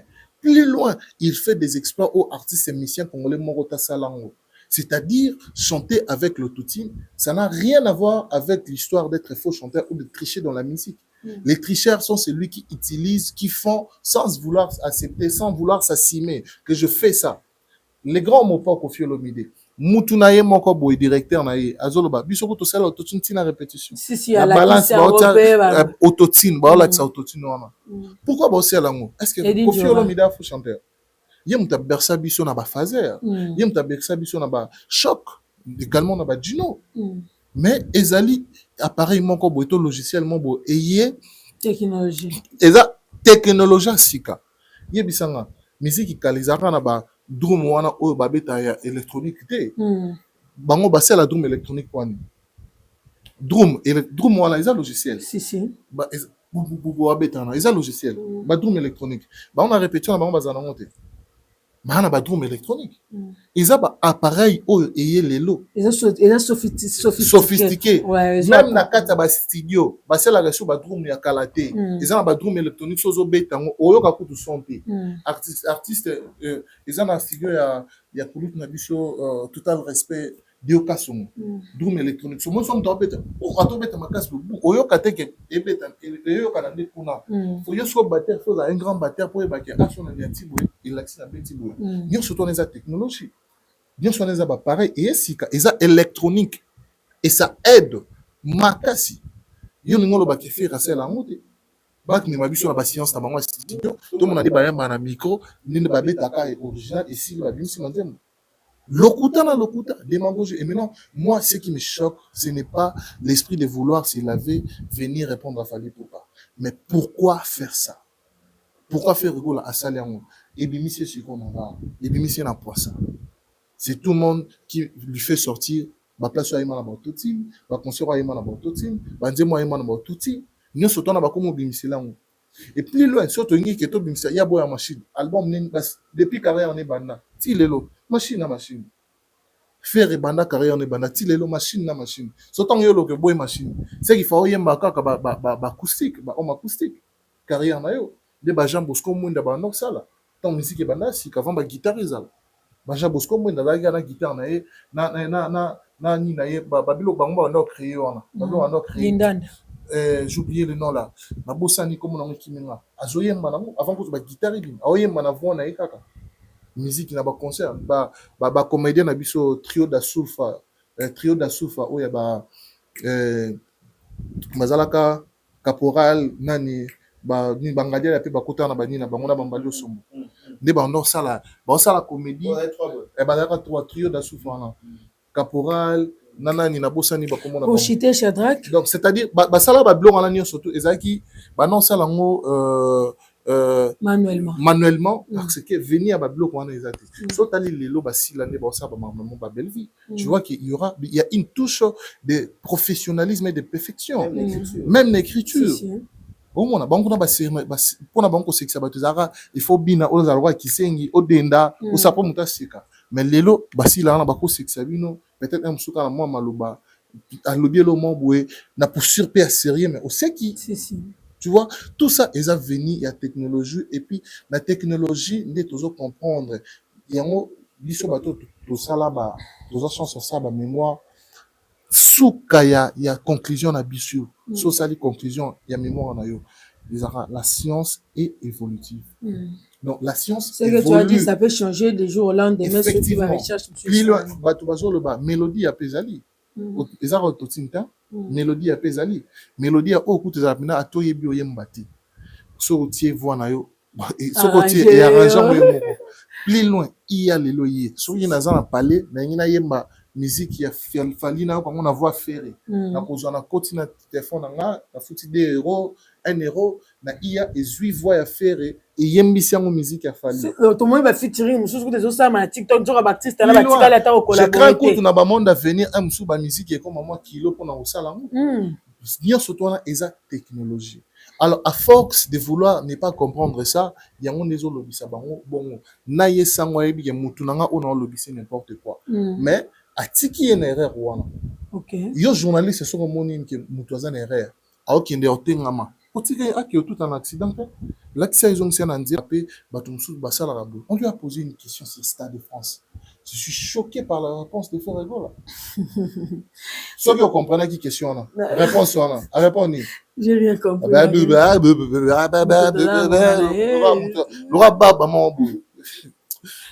Merci beaucoup, Shadrach Kakanga. Je t'ai laissé du temps pour s'exprimer. Mais je laisse. Voilà, Archevêque Mike Lokamba Tozui, avis à Shadrach Kakanga, il a partagé les bisous sur Autotine, sur Dikobi, sur Tricherie. En gros, yo analyse na yozandemini. Bon, analyse nanga. Naza na posa na le bébé peut-être réflexion. Non, peut-être réflexion de ça la geno le bisamutu. Là on doit linga za la cohérent. Ne par photobo ça na écologie pébélé. Naoki ba débat. Il y a ba tebélé, naoki ba débat ba artiste et musicien. Mais bah tout va permettre ngana loba par rapport à autotune. On a eu le temps il y a kolobela makambo tali autotune. La seule communauté, Maman Lakinda, qui fait débat, il y a autotune, c'est la communauté congolaise. Ngana autotune de Kara na ba Brazzaville, tokati toki na ba Côte d'Ivoire. Au moins un problème moi vous allez coûter en termes il y a autotune. Et ça le rôle la bazo ebisa biso. Donc si nous tout ça la mise en bouche, Shadrach et sa tricherie. Donc pour la bango, or c'est tout à fait normal. Pour être humain, il y a toujours des imperfections, ils en ont raté. Mais ceux qui sont, bolingi sont ezala limpides, sont ezala sont de qualité.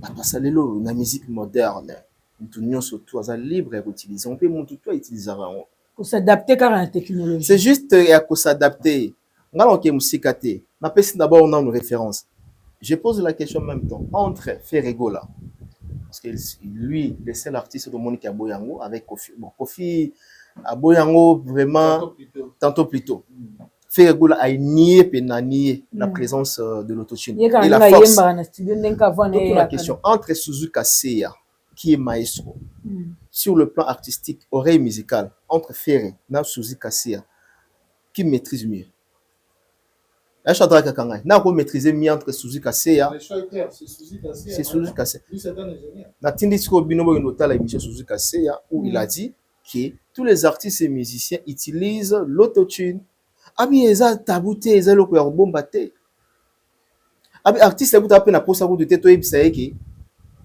to télé autotune l'artiste il vient au studio il travaille en salle et en enregistrement à son et papa il part le reste ça revient maintenant aux ingénieurs ba ebindeni ba osala ba ti ingrédients ah koto moi force non c'est tika to tiani ni boye donc voilà mutayembaka na studio juste azate le kuta maman non je parle pas à faire moi je parle ngala linga émission nga très à la pour faire été à la pour en général mutu soit profiter nango et surtout cap mama autotune izaka faire mutalo bangote cap tabo ya bato belé non c'est ma artiste na bato yo o ba mi comme ici ba professeur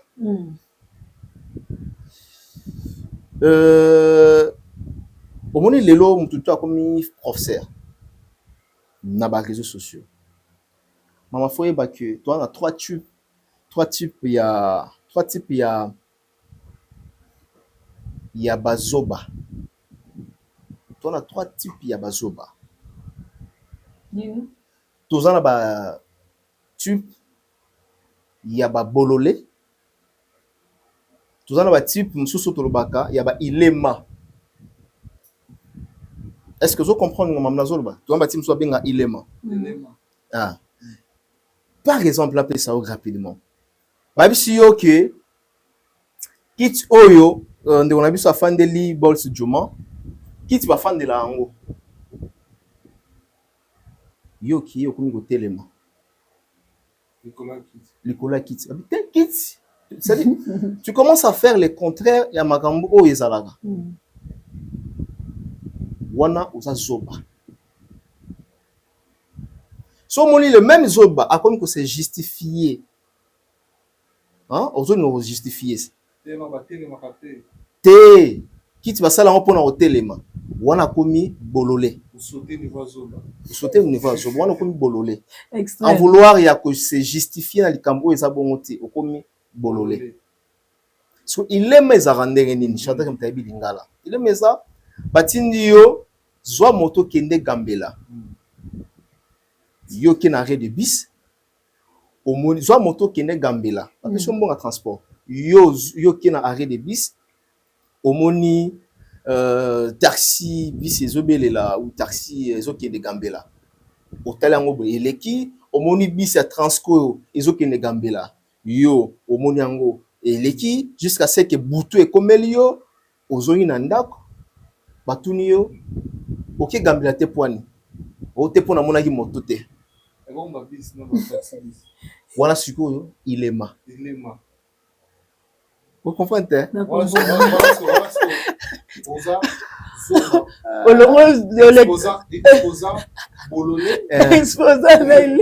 voilà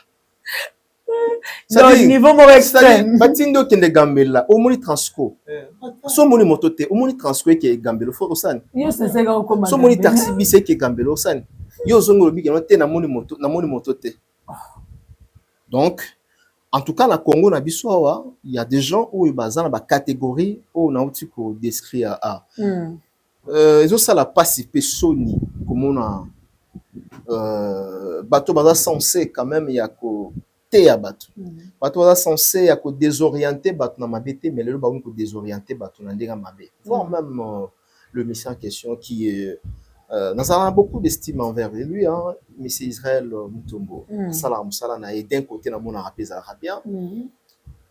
Surtout côté en vouloir, il y a pour ça le règlement des comptes avec l'artiste Fally et Zobi Misaye qui il est nul.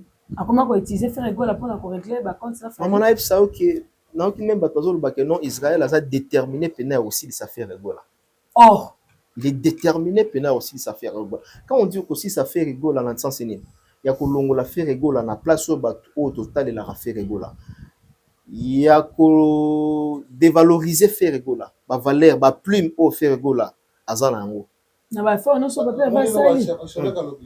Na accentuer moi très important.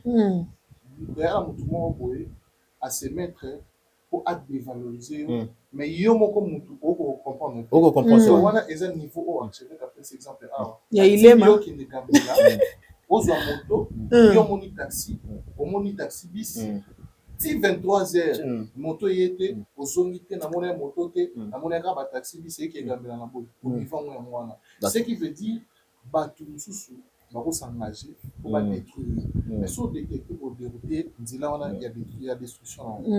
Est-ce que émission on a question on a plutôt archevêque à APS à répondre voilà ba kondi batala ka monter ba autorité batala ka monter ba savant batala ka monter ba intelligent batala ka monter parce que batala ko batala ka monter ba monique au salaire grand parce que ba luki contenu wana na kati eza nini. Très bien. Pour la continuer, j'ai aimé c'est la toute première fois là mon azala sincère Ndombolino qui est communicateur de l'artiste Ferregola. Il ne veut pas être à la fracture de la technologie des Gaulois.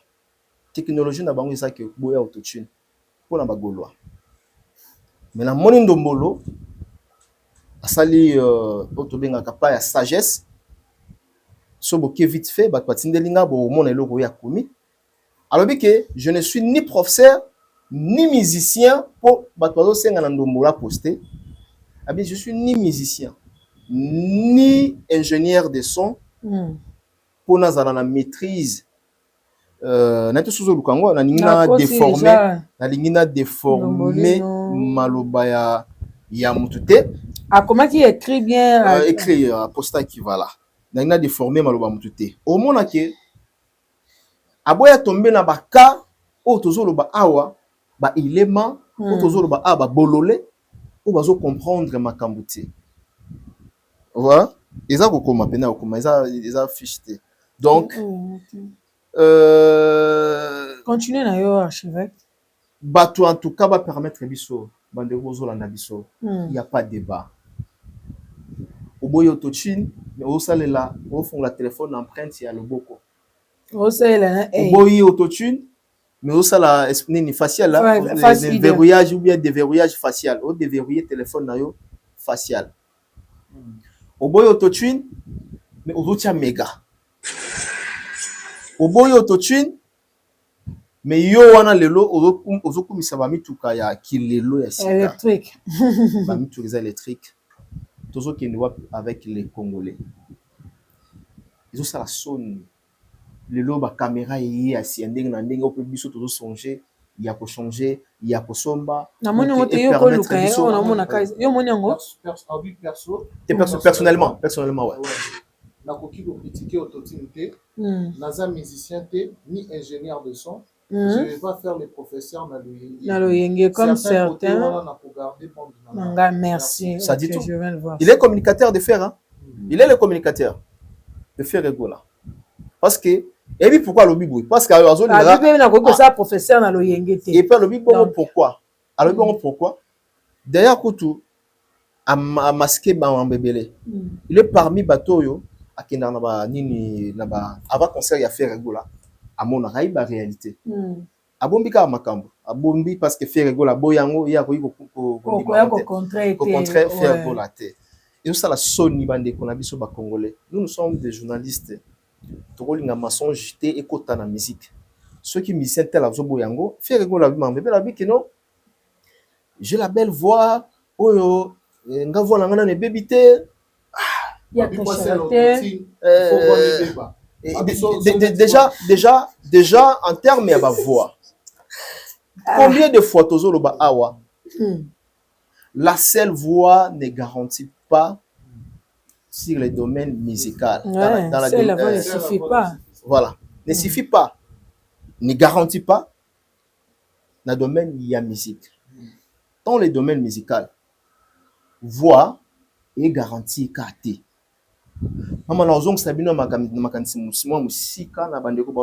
Parce que c'est vraiment une émission de réflexion.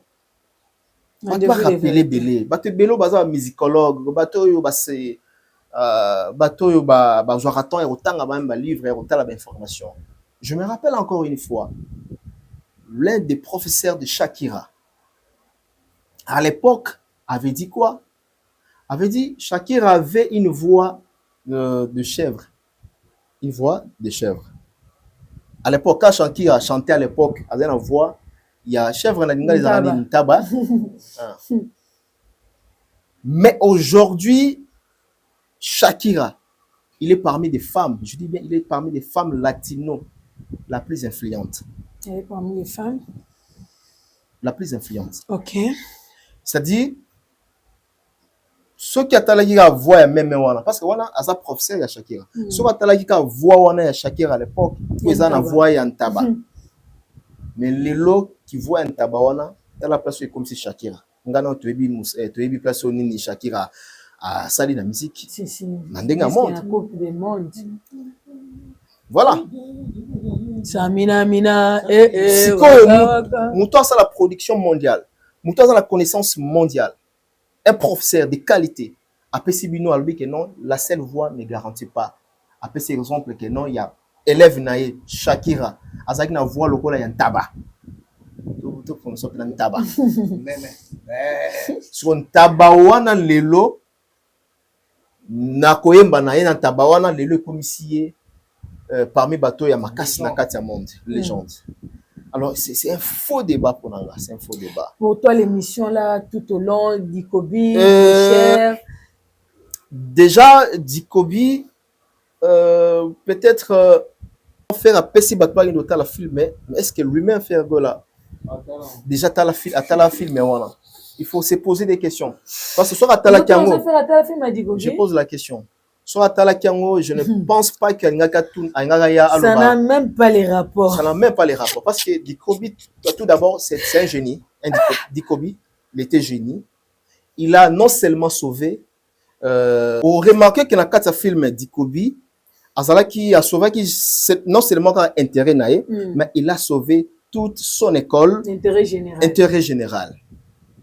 Et moi, j'ai compris le message de Ferregola pour dire tout simplement là-bas Congolais, pour rappeler aux Congolais qu'il fallait Poupa, il est Dikobi. Effectivement, il est Dikobi parce qu'il fallait sauver toute la musique africaine sur le plan mondial.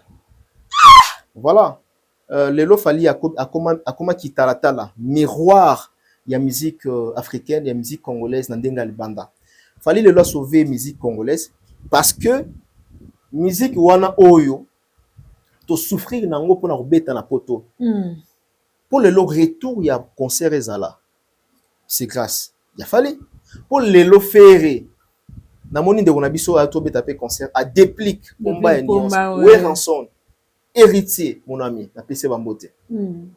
Fabregas, tous ces mondes là. Ba beta concert en Europe, c'est grâce il y a fallu Poupa. C'est vrai. C'est vraiment Dikobi pour sauver la musique congolaise. Parce que ce qui fallait, à fond la rapporte, les lots à niveau à Europe, mais tout le monde a toujours un ghetto. Le lot a respect ma casse. Le lot a respect ma casse. Non seulement na montagne, mais na niveau à na industrie musicale française, tout comme un respect. Donc, comme il y a non artistes et musiciens congolais. Merci beaucoup, archevêque. Je ne sais pas si vous pouvez ajouter quelque chose et puis les salutations. Et là, on a rajouté Mingisaka que prochainement, Ferregola à l'écanante, soit à l'Olobate, pas l'excès la télévision, qu'on y a dénigré, qu'on y a humilié, parce que Israël, même à propos, comment est-ce qu'un artiste qui est en face de toi, aux autres, non. Tika laika uzola itoko ke nolala pa ya mututela pesa mbongo mutona ni nani papa biso nani Isidore Kwanza est-ce que propos à bongo yena ni Israël a rôle belango héritier ye Israël a rôle belango fali en face boy vraiment voilà faut te rappeler à respecter ba musiciens congolais ata tozo liana ba poto ata tozo mena ba poto ba tous les membres ya explore nena sala zo que beta vite imana et puis ba rêve rebelle faire gola ba tuni rêve na ye ba tuni faire le plus grand rêve ba tuni eloko nini oyo sala o baninga bazala ngote alobi ba fan ne ba golwa na vite na imana zembo ni ya sa et puis ba golwa nde rêve ya faire gola. Moi, j'attendais à faire Egola au Bakeno Bagolois. Le plus grand rêve de faire Egola dans la Lingi, Ezala, Bopé Sangai disque d'or, Bopé Sangai ba certification, Yamakasi, aux Hollanda. Ou bien, Makambo nga na sali, ou baninga ba salite, tala na sala ra clip, boy. Bon, on appelle ça Maël Bate Karango, tala boy. Desinga, côté faire Egola, na ebike, faire Egola Mambasala, Oyo, Bate Belé Pena Basali Angote. Bisoto Ebi. Mais mon frère on dirait bien on dirait so comprendre pas question ba ndeko batu na pe ba bien ngote ozo mona batu ne pe ba bien ngote taka ba clip propre ya so sala ratile longa na mona na ngam côté na le kara été bref bon c'est déjà passé et l'équipe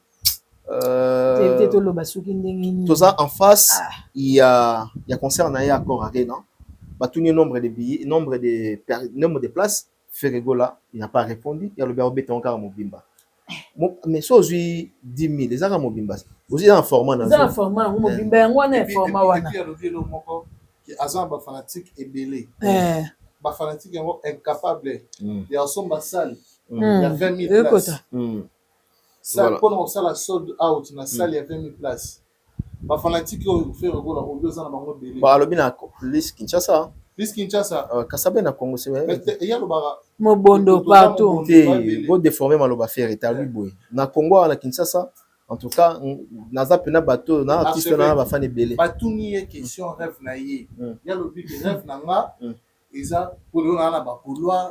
En tout cas, ba monde ba Gaulois réponse à PCR. So ozana ba Gaulois, c'est une bonne chose. Ozana ba fanatique. Mais si koyo ba fanatique yango rôle na bango eza nini. Parce que les fanatiques, il ne faut pas se limiter dans la Kinshasa. Si le nom YouTube non comme ça, tu as 1 million d'abonnés. Il y a une popularité en tout cas dans ma casse na Kinshasa. Ceux qui sont en popularité dans ma casse na Kinshasa. Ça lui apporte quoi?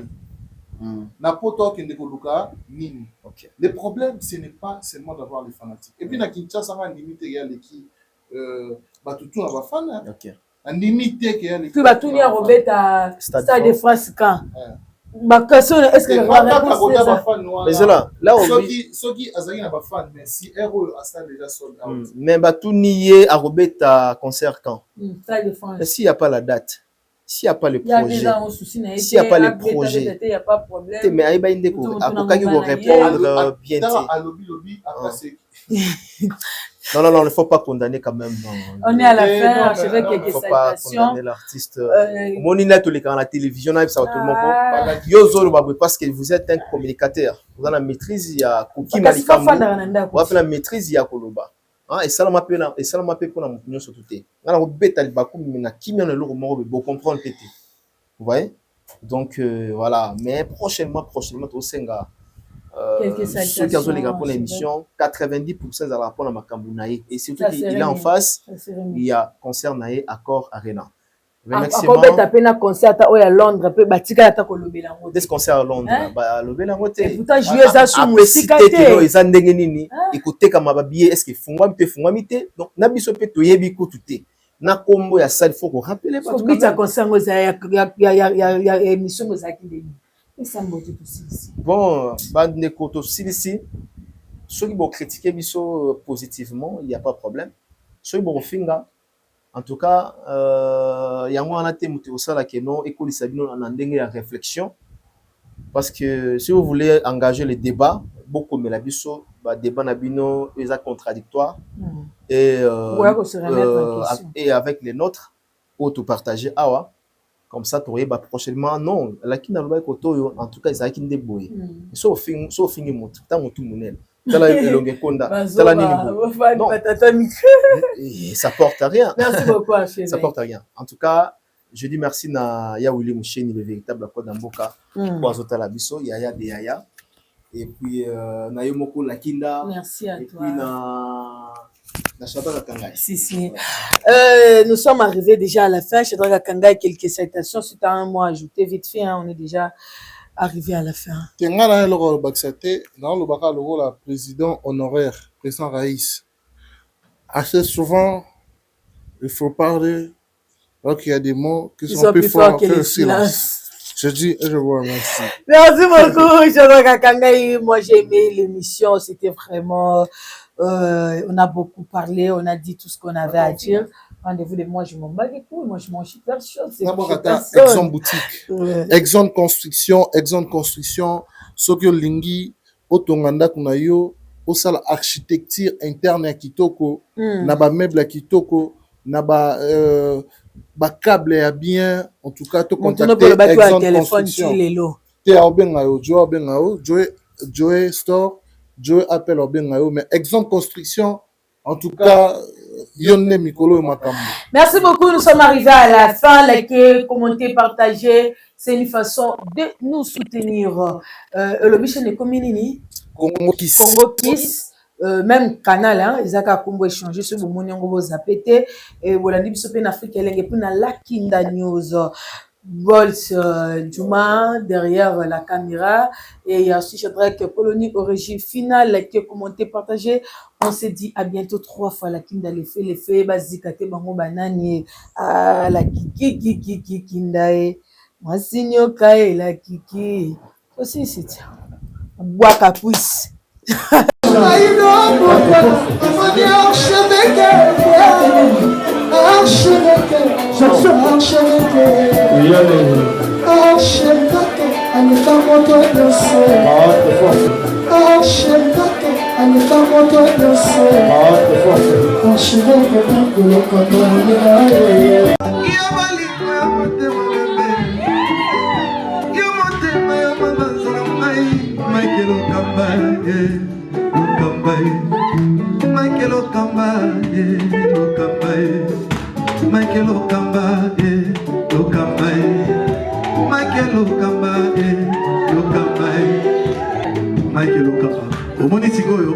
L'artiste, c'est l'improvisation. La honoré dans l'émission. Africa Elengi TV, votre chaîne, l'incontournable, la star des chaînes.